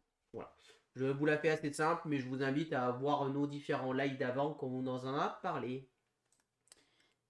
On passe à Micro Macro Cream City Showdown de chez Spillways. Donc, Le dernier. merci. Micro Macro Cream City Showdown. Donc, bah, on va faire simple. Un nouveau Mig Macro qui sort. L'auteur, c'est Johan Essi. Chez l'illustrateur, c'est Ardell Boyle Games. Donc, bah, comme les Unlock, hein, ça marche bien. Donc, bah, tous les 6 mois, tous les 1 an, ils sortent leur nouvelle boîte. C'est leur 4e, là. Donc là, c'est le 4e Micro Macro qui arrive. Donc, si vous êtes fan et que vous voulez y aller, bah, il n'y a rien qui change et c'est comme d'habitude. On passe à Obsession de chez Super Meeple. Obsession, qui est donc l'auteur, c'est Dan Allengan. Il n'y a pas d'illustrateur, pourtant il y a un illustrateur. C'est un jeu dans lequel nous allons incarner tout simplement une famille de nobles personnes à l'époque du XVIIIe siècle qui essayent d'entrer dans la nouvelle aristocratie. Donc à l'époque, qu'est-ce que c'est? C'est avoir un grand château, des grandes pièces qui servaient à rien, etc. Et de montrer un petit peu qui c'est qui est le plus riche, qui c'est qui a le meilleur domaine, etc. Mécaniquement, c'est un jeu en fait où nous allons avoir des tuiles ici. Et à notre tour de jeu, c'est quoi? C'est activer une de ces tuiles et la poser ici pour faire une activité. Cette activité, nous allons envoyer des invités, puisqu'évidemment, par exemple, on va aller faire un bowling et on va nous demander de mettre 2 invités avec. Et ces invités vont nous donner des faveurs, des récompenses. Et c'est comme ça que nous allons marquer de l'argent, des points de victoire. Parce que comment on marque des points de victoire? À la fin de la partie, par activité, chaque activité va nous marquer des points de victoire. Quand on a fait une activité, nous allons la retourner, la tuile, et ça nous fera des points de victoire supplémentaires. Nous allons avoir notre réputation que nous allons pouvoir monter, puisque plus on monte notre réputation, plus on va pouvoir faire des activités intéressantes, et plus nous allons pouvoir inviter des gens de la haute cour, plus intéressants aussi. Et nous allons marquer des points de victoire, évidemment, sur les cartes qu'on possède aussi. Et le petit twist du jeu aussi intéressant, c'est que nos ressources, en fait, alors, on a de l'argent qui va nous permettre d'acheter des tuiles, mais sinon, nous allons avoir nos domestiques. Et chaque tuile va nous demander d'avoir certains domestiques, et chaque invité va nous demander d'avoir certains domestiques pour être satisfait. Sinon, on ne peut pas les inviter et on ne peut pas s'en servir. Donc tout le sel du jeu va être de gérer tout ça, etc. Le jeu se déroule en 16 manches. Et des fois, certaines manches, il va y avoir des événements particuliers, la fête du village, la fête des bâtisseurs, etc. Je ne rentre pas plus dans les détails parce que ce jeu, on l'a et on vous le présente vendredi. Voilà, c'est le prochain live qu'on vous parle. Donc venez voir vendredi. Si vous êtes intéressé, on vous fait un live d'obsession. Et je peux vous dire que c'est un jeu que nous avons beaucoup apprécié et qui a vraiment une mécanique très originale. Donc si vous êtes joueur expert, que vous aimez un peu les jeux experts, que vous êtes intéressé, venez nous voir vendredi à 21h pour Obsession. Ensuite, on passe à Vagrant Song. Et en plus, il y a un scénario bonus offert de chez Lucky Duck Games. Vagrant Song, c'est un peu le nouveau gros jeu de Lucky Duck qui sort en coopératif. Donc l'auteur, c'est Matt Carter, Justin Gibbs, Kyle Rowan et l'illustrateur, c'est Nguyen Maidjem. Vagrant Song, ça va être un jeu en fait sur lequel nous sommes dans une sorte de train. On est pris dans un train et il y a un vagabond qui est un fantôme tout simplement qui est là et que nous allons devoir chasser de ce train. Voilà, ça c'est le pitch du jeu. Il va falloir affronter et battre ce fantôme qui va être très clairement difficile à affronter. Notre tour de jeu, nous allons avoir chacun des personnages, nous allons jouer des cartes pour potentiellement nous améliorer, pour potentiellement nous déplacer, pour potentiellement taper le fantôme. Il va falloir le maîtriser pour pas trop l'enrager trop vite, puisque quand on l'enrage, il devient de plus en plus méchant. Et c'est à nous de contrôler tout ça. Voilà, tout simplement. Donc on va en fait développer nos personnages et essayer de le battre. Donc c'est un peu comme dans un jeu vidéo, si vous préférez, vous êtes face à un gros boss et vous allez petit à petit vous le faire et vous le tapez. Voilà. Donc voilà comment va fonctionner Vagrant Song. Alors c'est un jeu avec un matos assez fou parce que là toutes les figurines les figurines sont en acrylique normalement. Enfin en tout cas nous dans ce qu'on a vu à Vichy c'était de l'acrylique. Alors est-ce que la boîte de base c'est de l'acrylique? Je me pose la question quand même vu le prix. Je voudrais pas dire de bêtises quand même. Mais voilà, en tout cas je sais qu'il y avait une option pour avoir les figurines en acrylique. Voilà. Et voilà, évidemment, il y a plusieurs scénarios, c'est une sorte de campagne, et nous allons évoluer petit à petit. Donc voilà, vraiment, si vous aimez les jeux coop, vous battre et assez stratégique, c'est un jeu qui a une très bonne hype. Voilà ce que je peux vous dire sur Vagrant Song. Ensuite, on passe au 17 novembre avec Pente et Mort. C'est un nouveau microgames du coup de chez Matago. Alors en ce moment, les microgames, on aimait bien vous les présenter. C'est vrai que ça fait un petit moment qu'on vous en a pas parlé. Ça serait peut-être bien qu'on essaye de vous en reparler si on veut, parce qu'on aime bien. Donc la Pente et Mort, par contre, c'est pas un jeu qu'on vous présentera, puisque c'est un jeu de pli, Pente et Mort. Ça se joue de 2 à 6 joueurs, et l'auteur c'est Ludovic Barbe, et l'illustrateur c'est Mathieu Coljonette. Et donc je ne l'ai pas bossé celui-ci, puisque les jeux de pli, moi, c'est pas ce qui m'intéresse le plus. Et donc là, ça mélange jeu de pli et stop ou encore. Donc je pense qu'à deux, très clairement, ça va pas fonctionner. Enfin, je peux me tromper, voilà. Mais en tout cas, c'est un petit jeu malin qui va reprendre un peu le principe de la roulette russe. Voilà. Donc j'imagine qu'il y a un principe dont on va tirer des cartes. Et attention, faut pas se tromper, sinon on va se prendre une balle. Avec un système de pli qui va se faire. Je ne sais pas comment fonctionne, voilà. Les joueurs vont jouer des cartes avant de 1 à 6 afin de gagner des cartes qui leur serviront de vie. Et la seconde phase du jeu, les cartes sont choisies et révélées, et le joueur ayant joué la plus forte carte l'emporte. Sauf que les cartes identiques jouées s'annulent, et que le 1 bat toujours le 6, et remporte le pli lorsqu'ils sont joués ensemble. Retournement de situation garanti. Voilà. Voilà ce que je peux vous dire sur Pente et Mort. Ensuite, il y a Érudit du Tigre du Sud de chez Pixie Games. C'est pas grave, Noïs, t'inquiète pas. Donc, Érudit du Tigre du Sud, qui est un jeu donc dans la lignée des Tigres du Sud. Il y avait Voyageurs du Tigre du Sud. Donc là, bah, c'est la suite. Donc l'auteur, c'est Sean Phillips toujours, et Shane McDonald. Illustrateur, c'est The Miko toujours. Et donc bah, là, on va être un peu au niveau supérieur des Voyageurs du Tigre du Sud. On va être sur un énorme jeu de combos et de prise de tête. Si je regarde sur BGG, les érudits du Tigre du Sud, c'est... je crois qu'en termes de difficulté, on est sur... Ah, c'est érudit, pas les érudits. Ils sont jamais contents. Voilà, on est sur du 4 sur 5, donc on est sur quand même quelque chose de très costaud. Et c'est vraiment un jeu qui va vous faire, voilà, enfin, en tout cas l'éditeur comme Pixie Games quand il nous l'a pitché, c'est vraiment un jeu qui va nous faire des nœuds au cerveau. Le thème est très clairement plaqué, et c'est vraiment un tableau Excel qu'on a devant soi. Et le but c'est d'optimiser au maximum. Voilà, donc il faut vraiment aimer les tableaux Excel, vraiment où le thème est très plaqué. Et bah voilà, si vous avez joué au Voyage Antique du Sud, ça vous donne déjà une bonne idée de ce que ça peut être, sachant qu'on rajoute encore une couche supplémentaire en termes de difficulté et tout ça. Voilà. En tout cas, les retours ne sont pas trop mauvais. Et voilà, le principe, c'est qu'on va devoir gérer d'abord cette zone, pour après pouvoir gérer cette zone, pour après pouvoir gérer cette zone. Sauf qu'elles sont toutes liées ensemble, on est tout le temps en manque de tout. Enfin voilà. Je ne pense pas que vous le verrez sur notre chaîne, celui-ci, pour être honnête. Mais on verra. En tout cas, il y a juste une mécanique, moi, qui m'aille beaucoup plus, c'est qu'il y a la mécanique de bike building dans ce jeu. Voilà. Voilà ce que je peux vous dire sur Érudit du Tigre du Sud.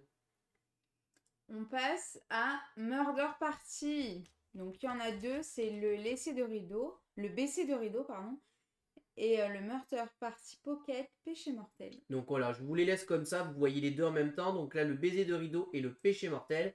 Donc ce sont en fait tout simplement, donc on est toujours sur des jeux faits par Pixie Game. Et l'auteur Maurizio De Giovanni, Flaminia Bassini, Virgino Gitti, et l'illustrateur c'est Yuri Kniardi et Alexandro Costa. On est sur des jeux un peu à la Culinario Mortale, c'est-à-dire une murder party toute prête, pas besoin de mettre du jeu, et on va pouvoir jouer de 1 à 6 joueurs, et c'est parti. Voilà. Voilà un petit peu ce qu'on va être, et bah, à nous de résoudre et de trouver qui est le ou la coupable. On passe à Jungle Taquin de chez Djeco. Un petit jeu pour enfants. Donc Jungle Taquin, qui est donc un jeu... Super. Ça charge. Jungle Taquin, qui est donc un jeu dont l'auteur est Yann Dupont et l'illustrateur Bex Parquin. Et bah, alors là, c'est un jeu pour enfants, je n'ai pas travaillé, donc je ne voudrais pas vous dire de bêtises. Donc voilà, si jamais vous êtes intéressé par les jeux enfants, sachez que ça arrive. Ensuite, un deuxième jeu enfant, c'est Pompon, de chez Djeco, toujours. Non, POM.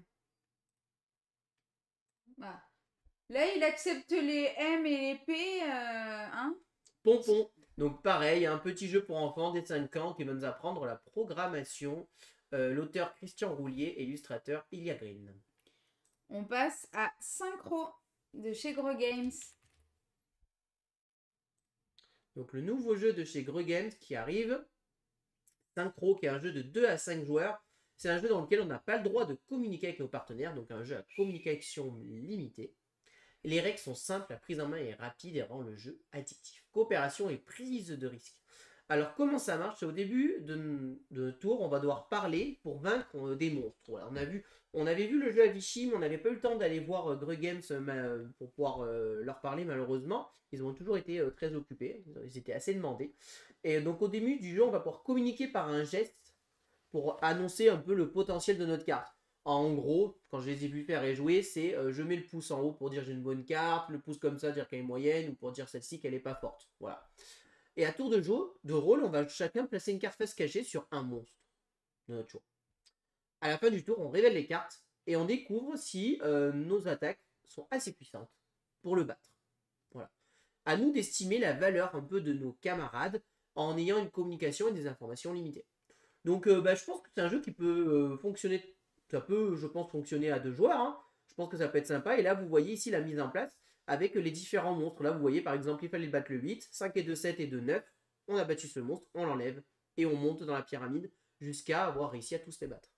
À nous d'y arriver. Donc je pense que c'est vraiment le style de jeu rapide, efficace, ça a l'air assez addictif, franchement je pense que ce genre de jeu ça peut être sympa à jouer, je pense qu'à 2 ça tourne bien, peut-être qu'à 2 c'est plus facile, parce que je sais pas comment on joue, il y aura peut-être des cartes et des niveaux particuliers, puisque j'imagine que plus on est nombre de joueurs, plus les puissances doivent être fortes, ce qui est logique, puisque nous allons jouer plus de cartes.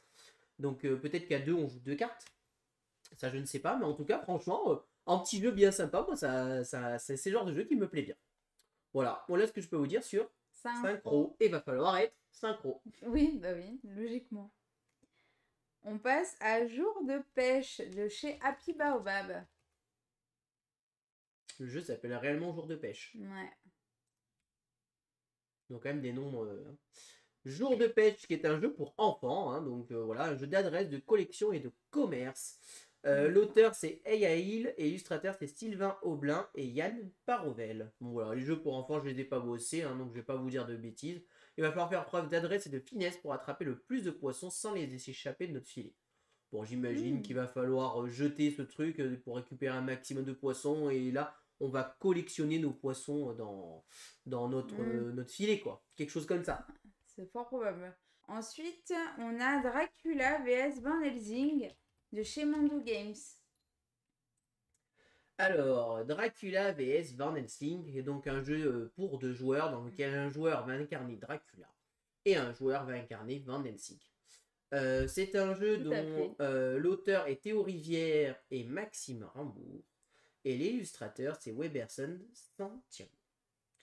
Dans ce jeu asymétrique, donc c'est-à-dire que chaque personnage va avoir cette spécialité, il va falloir réussir à vaincre l'autre avant que Dracula ne transforme tous les habitants en vampires.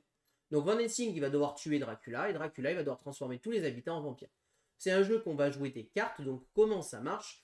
Et bien en fait l'objectif de Van Helsing c'est d'éliminer tous les points de vie de Dracula, évidemment, et l'objectif de Dracula c'est de transformer les 4 habitants d'un même district, donc 4 habitants, vous voyez ici, d'un même district, en vampires.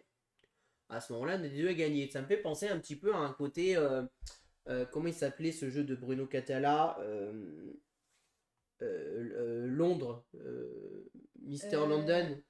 Non, c'est Mr. Jack. Mr. Jack, voilà. Mais pensez un peu à ce principe-là aussi. Et les joueurs ont chacun 5 cartes qui ont une valeur et une capacité. Et à chaque tour, on va tirer une carte et on peut la défausser ou l'échanger avec l'une des 5 cartes.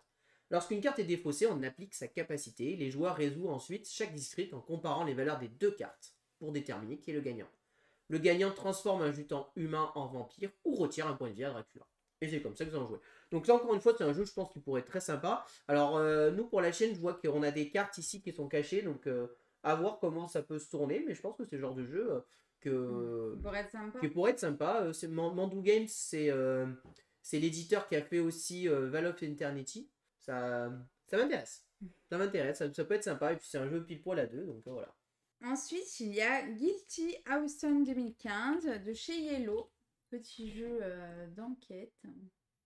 Donc Guilty Heiston 2015, donc l'auteur c'est Yoann Servet, l'illustrateur c'est Jocelyn Millet.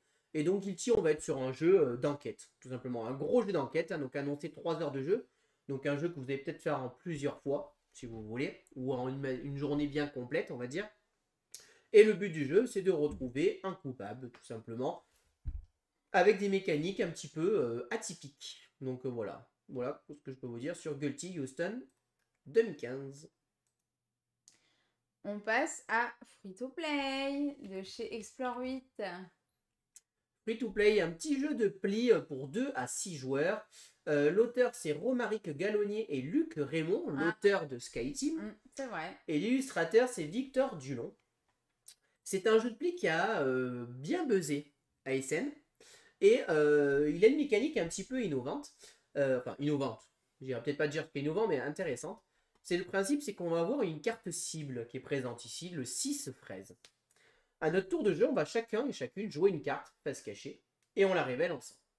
À ce moment-là, on regarde lequel est le plus proche de la carte cible. Donc d'abord, on va regarder les joueurs qui ont joué les cartes fraises et celui qui a le plus petit écart va remporter le pli. Ici, le 9 étant le plus proche du 6, c'est lui qui remporte le pli.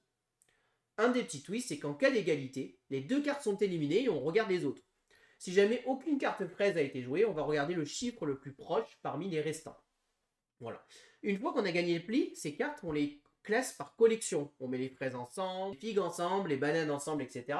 Un petit truc intéressant, c'est que là, on le voit ici, on va pouvoir jouer des fruits pourris qui vont venir pourrir justement un fruit adversaire. Et à la fin de la partie, c'est à la fin d'une manche, on va jouer en tout 6 plis ou 7 plis comme ça, en fonction du nombre de joueurs. On va regarder nos collections de cartes.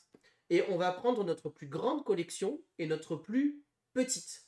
Et on va les multiplier entre eux, et ça, c'est nos points de victoire. Et on va faire 3 manches comme ceci, et à la fin des 3 manches, celui qui a le plus de points de victoire remporte la partie. Donc c'est assez intéressant, puisqu'il y a un petit côté bluff, qu'est-ce que je vais aller chercher, qu'est-ce que je vais me rapprocher. On a notre main de départ, et aussi, une petite chose intéressante, c'est qu'à la fin de chaque pli, sauf le joueur qui a gagné le pli, tous les autres joueurs ont le droit de piocher une carte, pour avoir un peu plus de manœuvre, tout simplement. Voilà, donc c'est assez sympa, c'est un jeu qu'on possède et qu'on va donc vous présenter sur notre chaîne lors d'une petite soirée animée. Vous verrez, c'est très sympa. Alors nous allons vous présenter à 2, très clairement à 2, ça ne sera pas la config optimale, mais au moins ça vous permettra de voir le style de jeu que c'est. Mais à notre sauce, on l'a déjà présenté et la dernière fois, il y a une personne du coup qui nous a demandé si on l'avait ramené pour y rejouer. Ensuite, l'Incal Infini de chez Why Not Animation et Interaction. L', Incal Infini.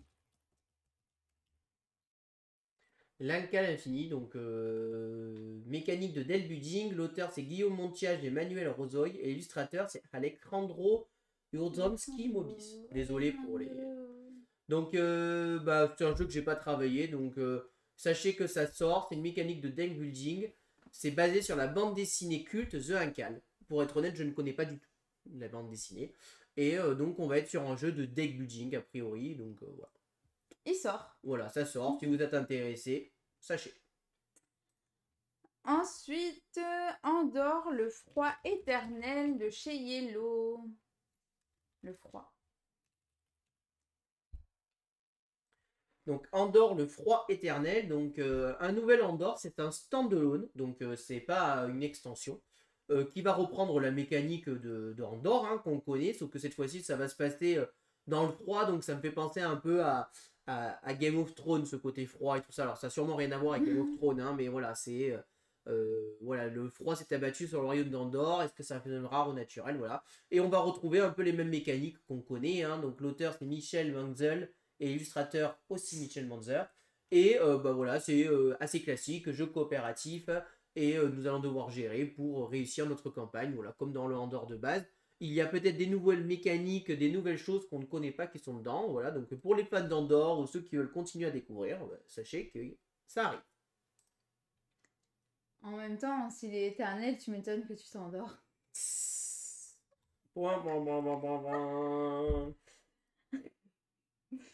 On passe du coup à Des bruits dans la nuit de chez Don't Panic Games. Donc un là, jeu pour enfants. Un jeu pour enfants. Wow. Des bruits dans la nuit, donc un jeu de mémoire et de déduction. L'auteur c'est Floyd Liu et Darina La Ponskava. Et donc c'est un jeu, en fait, il va falloir essayer de... Ici, on va mettre des cartes pour réveiller des personnes, je crois, si je me rappelle bien. Un jeu d'enquête de dès 8 ans pour des parties d'environ 20 minutes. On va devoir semer, voilà, c'est semer des indices et utiliser nos pouvoirs pour démasquer les autres joueurs sans se faire repérer. Donc en fait, c'est un jeu à une sorte de pseudo-rôle caché. Et il va falloir mettre des indices sans trop en donner, un peu à la Dixit quand on dit quelque chose sans trop en dire pour pas trouver la carte. Donc attention, quand vous jouez ça avec les enfants, il va falloir faire attention que les enfants ne mettent pas tout directement sur leur carte parce que sinon on va les trouver rapidement. Voilà, donc si jamais vous êtes intéressé, jeu pour enfants, des bruits dans la nuit. Ensuite, Defcon 1 de chez Asynchron. Asynchron. On en a Defcon déjà 1. parlé, lui. Ouais. Un jeu de mission campagne asymétrie. L'auteur c'est Florian Dumont. J'aime bien ce nom de famille. Mais en fait, t'as refait la même chose en fait. Il avait déjà dit ça. Et on va être sur un jeu, voilà, alors ça c'est un jeu que j'ai clairement pas bossé puisqu'on est sur un jeu type wargame et asymétrique sur la guerre froide qui va proposer un gameplay pour chaque nombre de joueurs. Donc voilà, si vous êtes fan de ce type de jeu, bah voilà, sachez que ça arrive. Vous pouvez vous le procurer. Ensuite, Age of Innovation de chez Super Meeple. Très bon jeu. Un très bon jeu qui est assez attendu, enfin, en tout cas pour les fans de Terra Mystica. L'auteur c'est Edge Ostarg, l'illustrateur c'est Alvaro Calvado Escudero et Lucas Sigmund. Et Age of Innovation c'est un peu le gros bébé de Terra Mystica, puisqu'en fait ça va venir ajouter tout ce que l'auteur avait pas mis dans Terra Mystica, c'est-à-dire ça va rajouter là-haut des tuiles innovation. Ça va venir ajouter une nouvelle ressource qui va être le livre. Et ça va aussi rajouter en fait que nous allons pouvoir choisir notre faction et notre draft de A à Z. C'est-à-dire que nous allons pouvoir choisir quel peuple on est, quel plateau on est, quel palais on possède et tout ça. Donc voilà, c'est un jeu auquel nous avons fait une vidéo. Donc je vous mets le lien juste ici et je vous invite tout simplement à aller voir notre vidéo si vous voulez en savoir plus sur Age of Innovation. Ce que je peux vous dire juste que c'est un excellent jeu. Oui. On passe à Goblivion, jeu de base et édition définitive. Il y a les deux, c'est la même chose. De chez Globivion Games. Donc Globivion, l'auteur c'est Jean-François Gauthier, illustrateur c'est Jean-François Gauthier. Et donc c'est un jeu dans la même gamme que Dino Oblivion, qui est donc un tower defense qu'on peut jouer à seul ou en coopération à deux.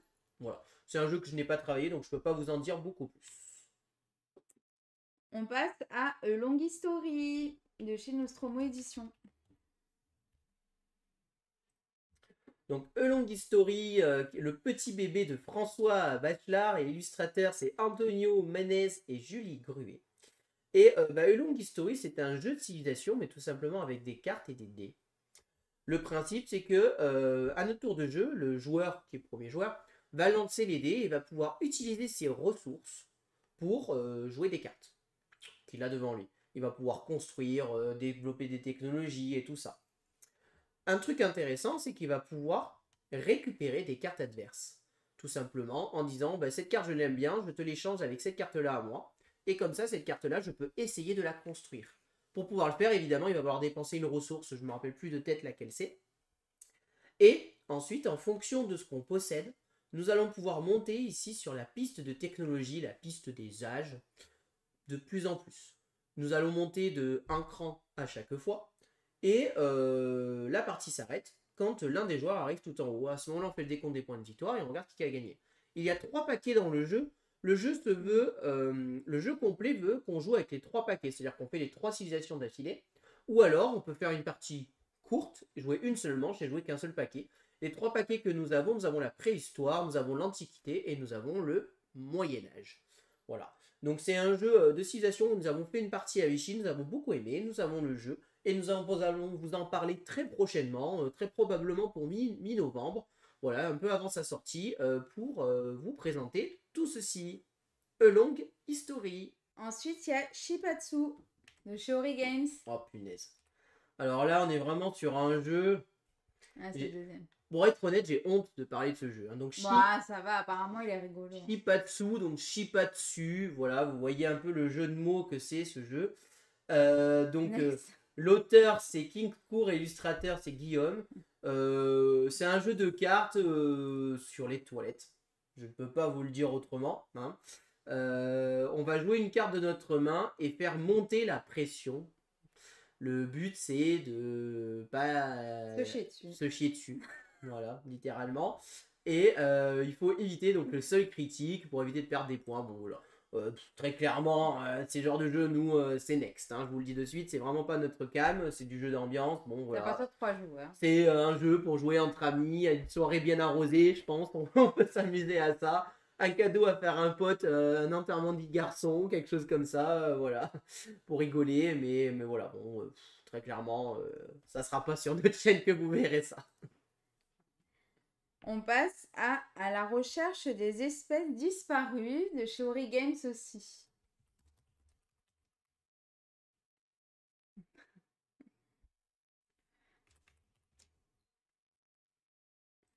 À la recherche des espèces disparues. Donc là, on est toujours sur Wii Games, mais avec un jeu bien meilleur. L'auteur, c'est Ben Rosé et Matthew O'Malley. Et en fait, ça va être un jeu qui va reprendre la mécanique de À la recherche de la planète X. Sauf que cette fois-ci, au lieu de chercher une planète secrète, nous allons rechercher des espèces disparues. Mais nous allons garder un petit peu le même principe. C'est-à-dire, en fait, essayer de poser des questions, des choses pour déduire où est-ce que vont être les animaux, les espèces disparues. Donc on a notre petit paravent, comme d'habitude, et on va pouvoir poser des questions. Alors je ne sais pas si là il y a une application comme dans la... Oui, il y a une application, voilà, comme à la recherche de la planète X, et on va nous répondre à des questions. Il est dit qu'il était un peu plus difficile que la recherche de la planète X en termes de difficulté, et le but c'est de retrouver les espèces disparues. Donc voilà, si vous avez aimé la recherche de la planète X, très clairement, vous aimerez, je pense, à la recherche des espèces disparues. Ensuite, on passe au 24 novembre avec la Famiglia. Ah. La grande guerre de la mafia de chez Super Meeple. Alors, la Famiglia, donc l'auteur c'est Maximilien Mariatiel et l'illustrateur c'est Weberson Santiago. La Famiglia, alors son côté atypique, c'est un jeu uniquement pour 4 joueurs. C'est une énorme prise de risque, bien évidemment. Prise de risque de l'éditeur original, une prise de risque de Super Meeple de localiser ce jeu, qui va quand même s'adresser, je pense, à une grosse niche, puisqu'on est quand même sur un jeu expert, spécifique à 4 joueurs. Voilà.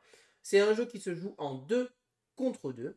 Chaque joueur va incarner une mafia, et on va se battre un peu comme dans le Parrain, le contrôle de la mafia.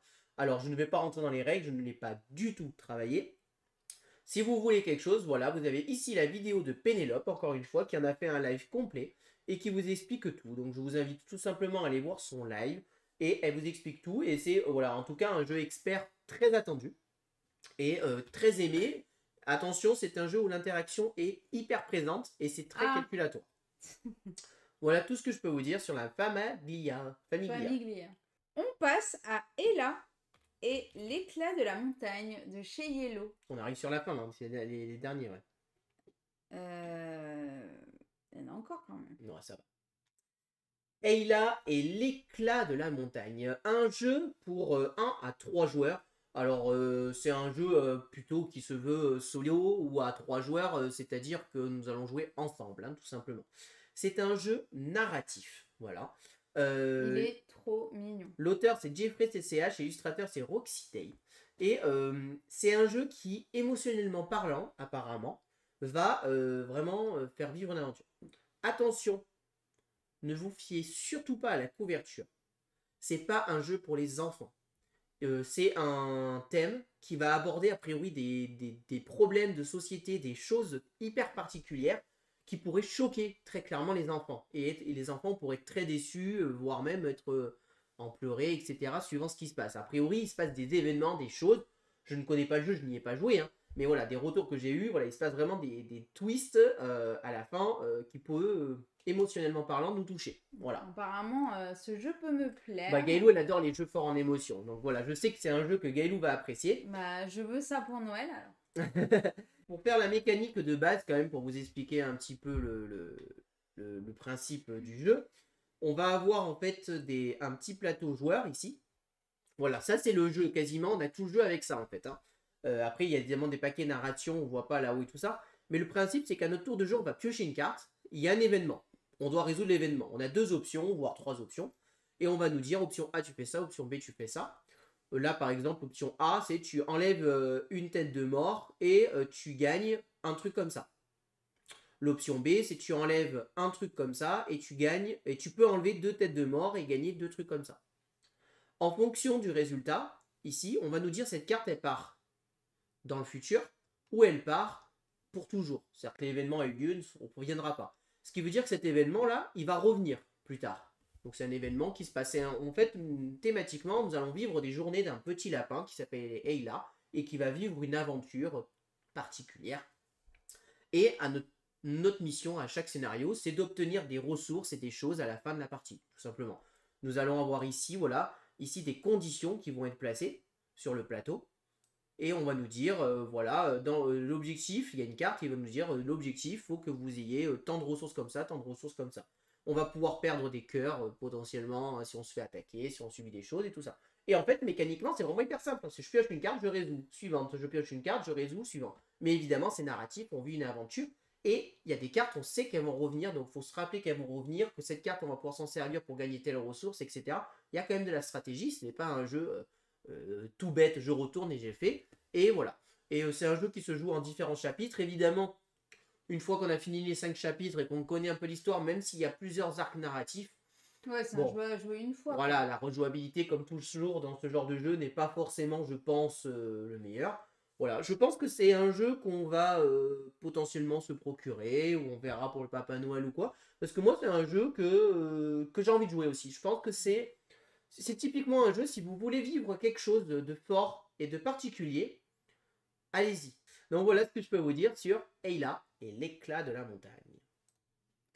On passe à Shadowhunter Gang Edition de chez Matago. L'auteur c'est Yasutaka Ikilea et c'est tout simplement une version luxe de Shadowhunter. Hein, voilà, on va faire assez simple, c'est une version luxe de Shadowhunter et c'est pour fêter les 15 ans de Shadowhunter. Ensuite, on passe à Upgrade de chez Loki. Avec le petit tablier kangourou. Alors, hop hop joué, l'auteur c'est Marisa Pena et l'illustrateur c'est Men Diaz. Et donc c'est un jeu pour enfants, je vous l'ai déjà pitché la dernière fois, c'est un petit vraiment dès 2 ans. C'est un jeu, il va devoir faire des formes et récupérer en fait les positions, s'il a réussi à le faire, il va récupérer le kangourou et venir le mettre dans sa petite poche. Voilà, c'est vraiment pour apprendre Ouais, au début, mignon. voilà, l'adresse pour les enfants et tout ça. On passe à Imperial Miners de chez Yellow. Imperial. Alors, Imperial Miner, donc c'est un jeu dont l'auteur est Tim Armstrong et l'illustrateur c'est Anna Quick. Et Imperial Miner, ça va être en fait un jeu donc dans l'univers de... C'est Imperial Miner, je crois l'univers, c'est ça. Hein, et en fait, ça va être un jeu de moteur, tout simplement. Nous allons créer notre propre moteur.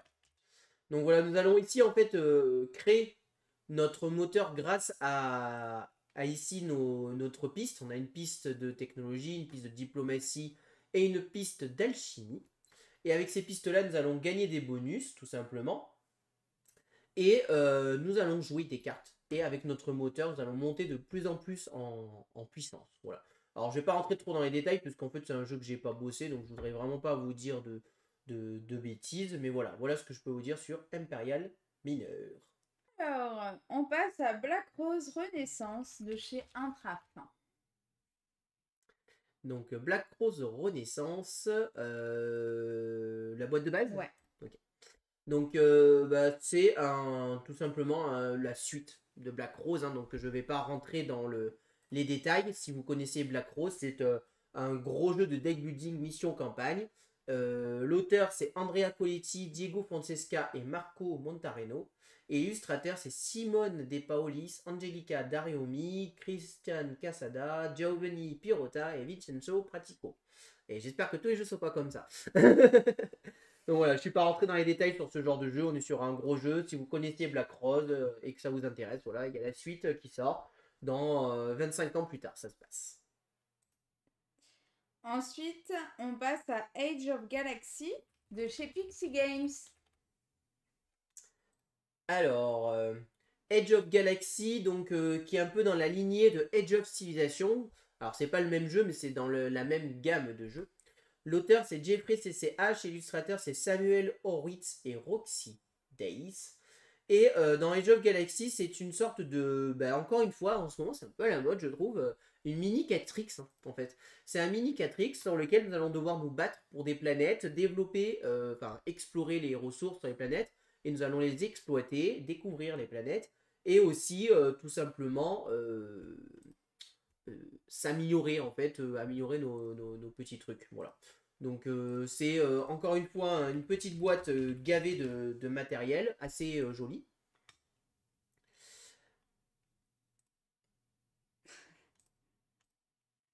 Voilà. Donc là ici, vous voyez, ici c'est les différentes planètes que nous allons pouvoir conquérir. Donc il va y avoir de la majorité sur les planètes pour récupérer. Nous allons avoir ici des pistes pour des pistes différentes pour développer un petit peu notre civilisation. Et voilà, donc voilà, c'est un petit jeu minimaliste qui fonctionne a priori plutôt bien, donc moi je peux pas vous le dire, hein, mais voilà. Explorer, développer et construire, et alors il n'y a pas exterminer, mais en fait on va pouvoir prendre la place des planètes des autres. On passe à Borderlands, Mystère Torbs, Arena of Bandasri, de chez Monster Fly Club. Donc l'auteur c'est Johan Cadiz et Johan Kowaleski, l'illustrateur c'est Cathy Dillon, Jose David, Lanza Sebrien. Alors très clairement, c'est un jeu coopératif de combat et d'action pour 1 à 4 joueurs. C'est écrit ici, oui je l'ai lu. Je n'ai clairement pas bossé le jeu. Hein. On est sur... alors c'est annoncé 1 heure de jeu, donc ça n'a pas l'air d'être un gros jeu en termes de longueur. Ça va être un jeu où en fait on va devoir faire des missions campagne, donc presque à la limite d'une sorte de donjon crawler, presque j'ai envie de dire. Hein. Alors c'est pas du donjon crawler, hein, mais voilà. C'est coopératif, on va faire des combats, des actions, donc voilà.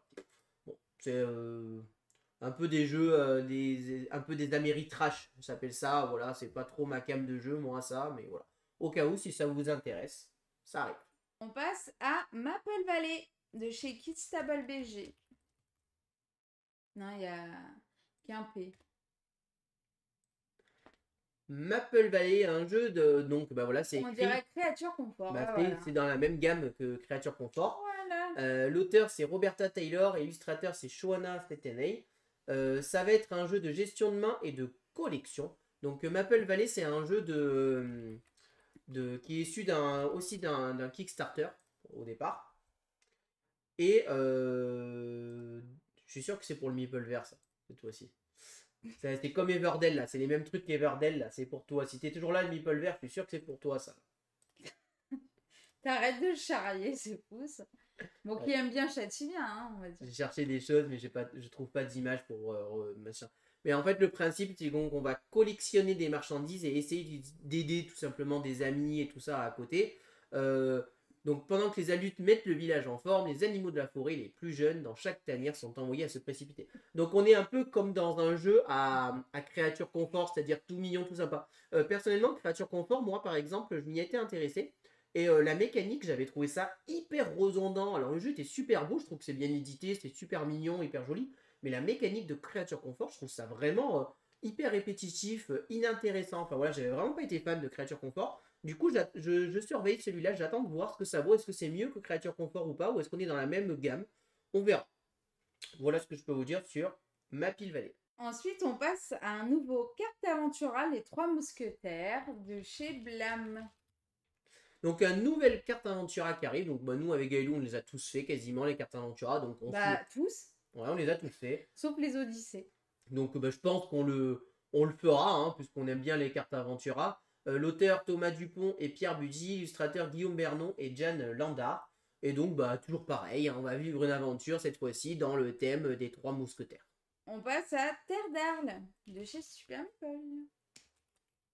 Donc l'auteur Hugh Rosenberg et l'illustrateur Dennis Lawson.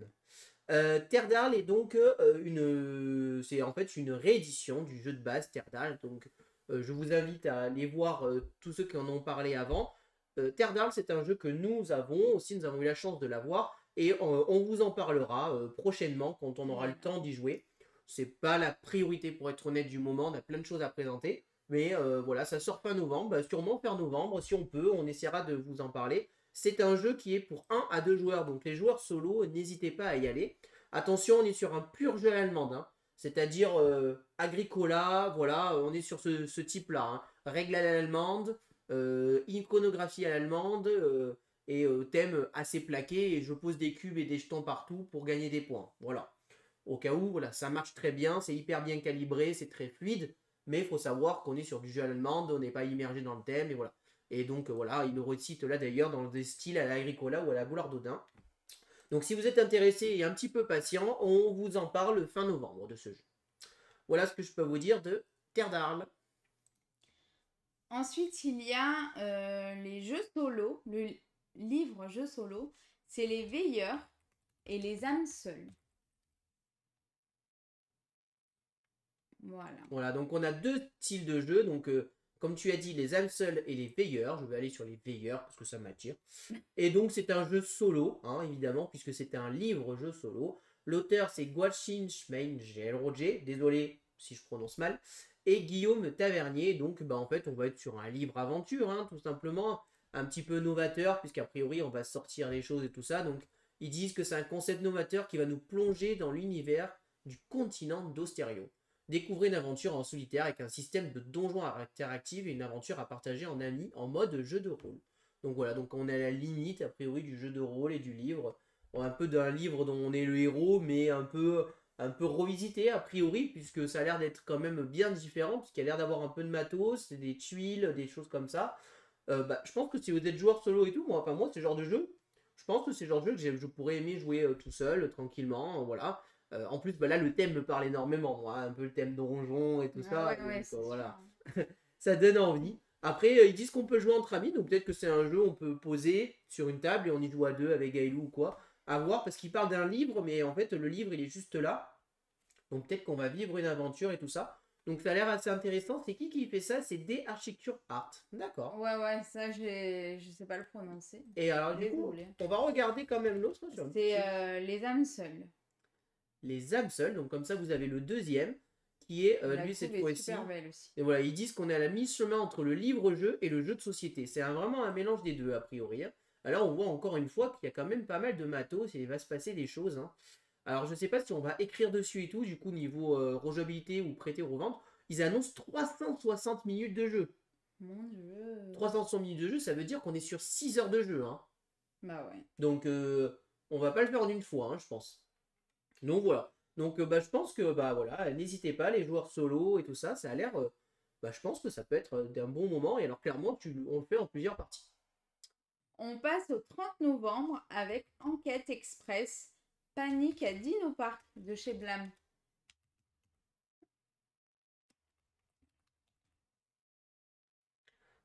Enquête Express, donc un nouveau scénario d'Enquête Express pour ceux qui ne connaissaient pas. Donc Panique à Dino Park.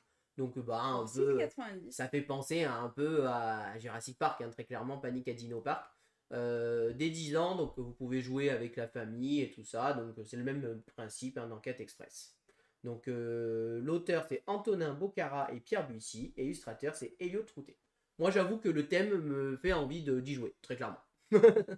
On passe à Disney Lorcana, le deuxième set de chez Ravensburger. Alors on Ah là, termine. j'ai pas tout. On termine tout par moi. un truc méga attendu, mais tous ceux qui l'attendent le savent déjà. C'est déjà en rupture de stock partout. Voilà, c'est quasiment fait. Toutes les boutiques en ligne, je crois que c'est rupture de stock. Si vous en voulez, de toute manière, il faudra aller dans votre boutique physique.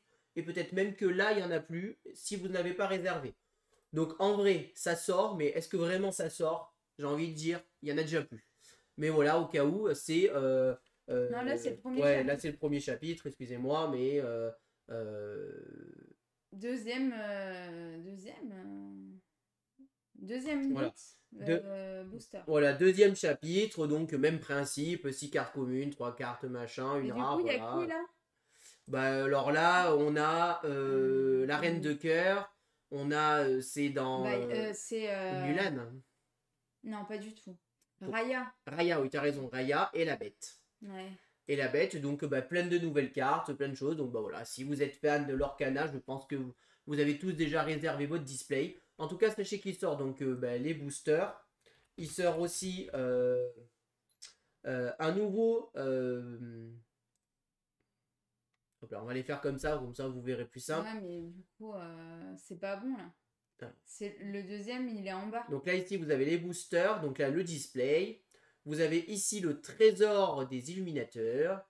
Ici, vous avez le nouveau coffret cadeau qui est un peu plus cher, mais qui est plus plein, avec des cartes carrément enchantées dedans et tout ça. Nouveau tapis de jeu, la bête, très joli. Ouais. Des nouvelles deck box, des sleeves, et donc les decks de démarrage, deux nouveaux decks de démarrage. On a donc la méchante reine et Gaston.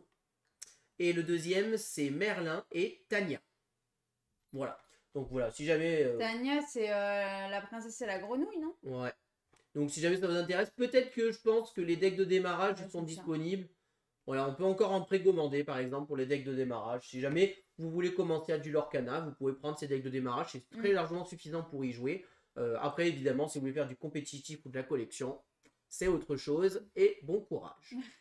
On passe à Bang, The Dynamite Box de chez DV Gyoki.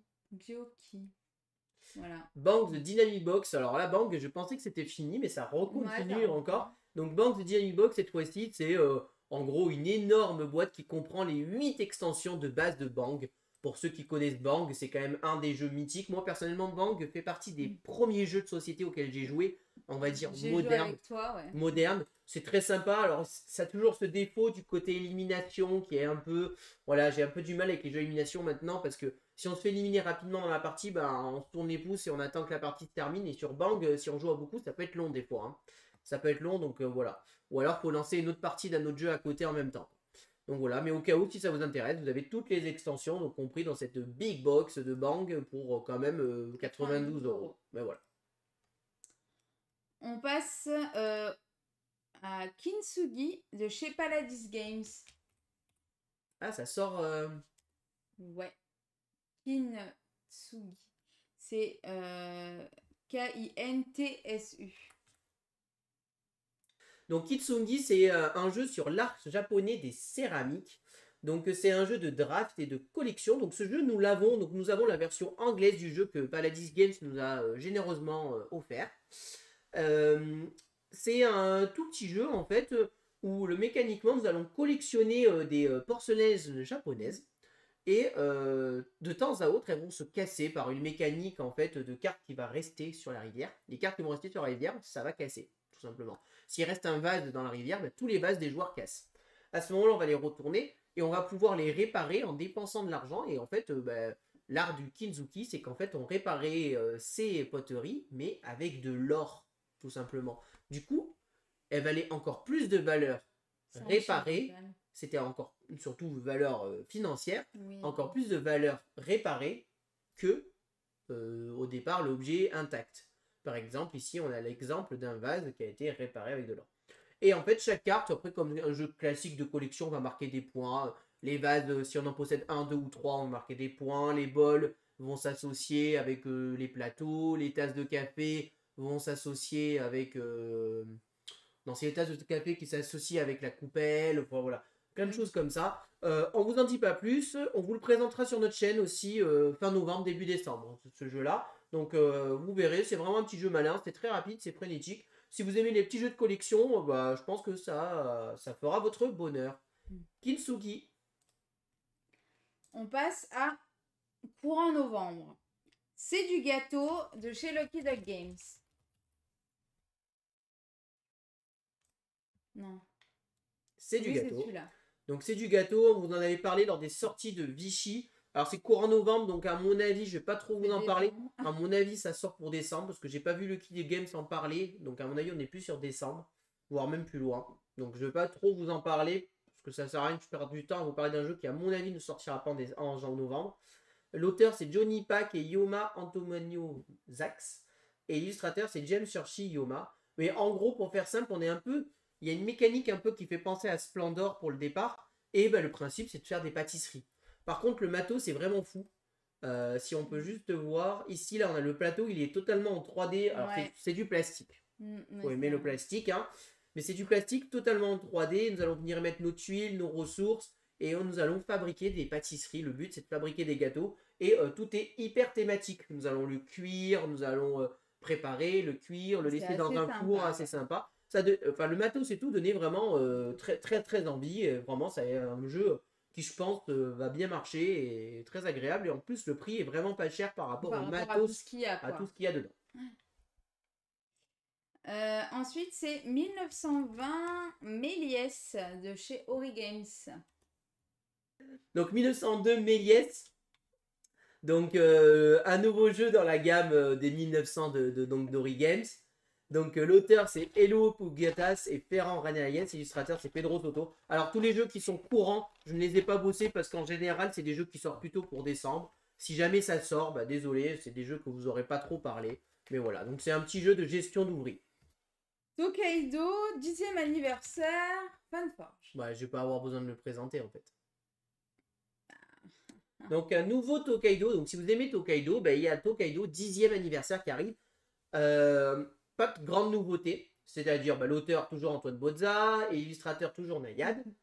Ce qu'ils ont changé, toutes les illustrations ont été refaites, donc toutes les illustrations sont changées, des nouvelles illustrations. Le jeu reste le même, même règle, aucun changement de règle.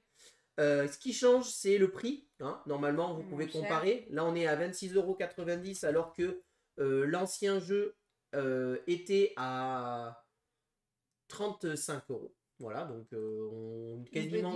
quasiment 10 € de moins. Ils ont enlevé l'insert en plastique qui est dedans. Voilà, c'est une des grosses différences. Et voilà, en gros, ce qui a été fait. Nous avions jamais joué à Tokaido avec Gaelou. Et du coup, Funforge nous a contacté, nous a demandé si on voulait en parler. Et j'ai dit avec un grand plaisir parce que c'est un jeu, j'avais adoré Namiji. Et on s'était dit avec Gaelou, je jouerais bien Tokaido un jour pour découvrir un peu les différences et tout. Donc du coup, on a la boîte qui arrive là. Elle devrait arriver demain. D'ailleurs, elle arrive demain chez nous.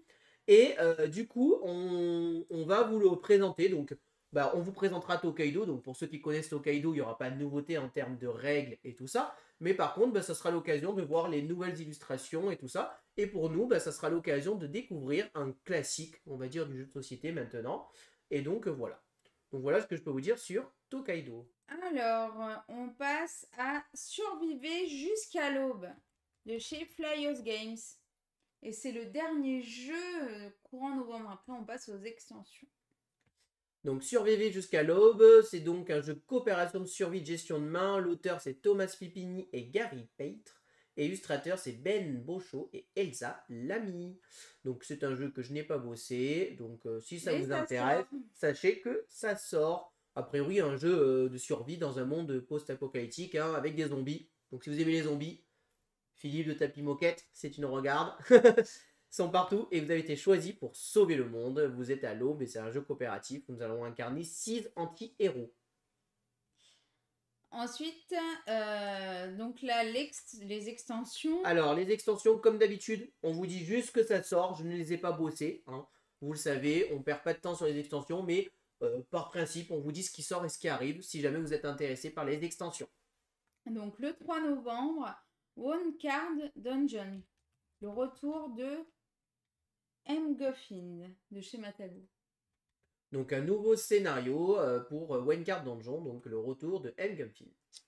Ensuite, il y a l'extension de Darwin Journée Fireland de chez Thundergrip Games. Donc vous savez que Darwin Journée est un Kickstarter. Donc là, il y a l'extension qui arrive qui va apporter principalement une carte supplémentaire avec des nouvelles mécaniques. Ensuite, Tiny Epic Vikings Ragnarok. Donc une extension pour Tiny Epic qui sort, je pense, en même temps que Tiny Epic. Oui. Donc Ragnarok qui va donc ajouter nos haches. L'extension introduit les géants qui vont contrôler les îles. On passe au 10 novembre avec Dig Your Way Out. Diggin de chez Borderline Edition. Diggin. Donc voilà, c'est une extension pour Dig Your Way Out qui s'appelle Diggin. Qui ont de retour en présent où on se rend vite compte que les choses ont changé depuis notre départ. Ensuite, il y a Brazil Imperial Automato de chez Super Meeple. Donc le mode solo de Brésil Imperial qui va arriver. Je vais en faire une demande à Super Meeple celui-là parce que comme je vous ai dit, j'ai envie de vous présenter le mode solo de de Brésil, qui est un jeu que j'ai vraiment beaucoup apprécié. Donc celui-ci, j'aimerais voir ce qu'apporte cet automato. C'est surtout. Et en plus, il peut être joué pour des parties à 1, 2 ou 3 joueurs. Ce qui veut dire que l'automato peut être joué à 2 joueurs, peut-être pour rajouter ce petit manque d'interaction qui manque à Brésil à 2 joueurs. Ensuite, 5 minutes dungeon, Curse Fold Again de chez Wiggles 3D. Donc une extension pour 5 minutes dans genre... Ensuite, l'extension d'hégémonie, événement historique de chez Don't Panic Games. Donc Hégémonie étant un petit jeu pas assez complet, il y a déjà une petite extension qui sort. Alors c'est une extension en fait qui va apporter des événements, hein, tout simplement, qui va donc je pense rajouter un petit côté inconnu, des petites choses imprévisibles qui vont se passer. Ensuite, il y a les 3 extensions de Obsession. Il y a Pack de tuiles, Wessex et Upstairs Downstairs. Voilà, elles sont toutes les 3 là. Ce qu'il faut savoir, c'est que Wessex, c'est tout simplement un nouveau peuple qui arrive, enfin une nouvelle famille qui peut être jouée, qui est donc les Wessex. Le pack de tuiles promotionnelles, c'est des packs de tuiles qui ont été faits par des backers et qu'ils ont imprimés, qui sont jouables, qu'on va pouvoir ajouter. Et Upstairs Downstairs, qui est un peu la vraie extension pour moi au final du jeu, qui va rajouter des tuiles supplémentaires, qui va rajouter une nouvelle famille et qui va rajouter surtout des nouveaux domestiques, qui sont par exemple la cuisinière ou l'homme de maison. L'extension de Gozu X Abunakashi de chez Sorry French. Donc une extension pour Gozu X. On passe au 17 novembre avec Barbecue, le complément naturel de chez MJ Games. Donc une extension pour BBQ. Paléo les frelons de chez Hansen Glock. Alors celui-ci, on va faire un pari. Est-ce qu'il est là encore dans un mois? Parce que je crois que c'est le record de l'extension qu'on annonce. Bon, je ne sais pas s'il va sortir un jour. Annoncé 17 novembre, les frelons. Ensuite, Ark Nova, Monde Marin de chez Super Meeple. Alors, je pense que là, on va s'arrêter quand même 30 secondes. C'est l'extension, je pense, une des extensions les plus attendues, hein, très clairement. Donc, l'extension de Ark Nova qui va donc ajouter le monde marin. On va pouvoir avoir des aquariums et nous allons pouvoir avoir, en fait, tout ce qui va être la civilisation aquatique. Donc, ça va rajouter plein de choses intéressantes, plein de cartes, évidemment, pour rajouter plus de sel. Et en plus de ça, ça rajoute aussi des cartes asymétriques dans le jeu, c'est-à-dire qu'au lieu d'avoir un départ identique, nous allons avoir des cartes différentes. Et ici, on a l'exemple du beau requin taureau, pardon, qui a l'air d'être une belle bête, qui rapporte beaucoup de points. Ensuite, 24 novembre, Arokam Wars. Arokam Wars, ombre dansante. Donc voilà, une extension pour Arokam Wars. Pas Arokam. J'ai pas dit ça. Les amis, elle a dit Arokam, elle a pas dit Arakam. Attends, j'ai dit quoi? Je m'en rappelle plus. De toute manière, c'est enregistré. Ensuite, il y a 4 extensions pour Black Rose Renaissance. Apocalypse, l'éveil de Gaïa, la terreur de la forge et Masque funèbre de chez Intrafin. Donc voilà, elles sont toutes là. Si jamais vous êtes intéressé par Black Rose, elles arrivent. Extension de Roa, Sentima de chez Gros Games. Donc Sentima, c'est bon. C'est bon. Sentima, donc une extension qui va ajouter tout simplement les cartes chaman qui vont ouvrir de nouvelles possibilités et qui vont rendre le jeu asymétrique. Extension de Terre d'Arles, commerce du thé. Donc Terre d'Arles, l'extension commerce du thé qui va donc apporter un mode en fait principalement pour jouer à 3 et qui va apporter les navires. Courant novembre, c'est du gâteau crème glacée de chez Lucky Duck Games. Pardon.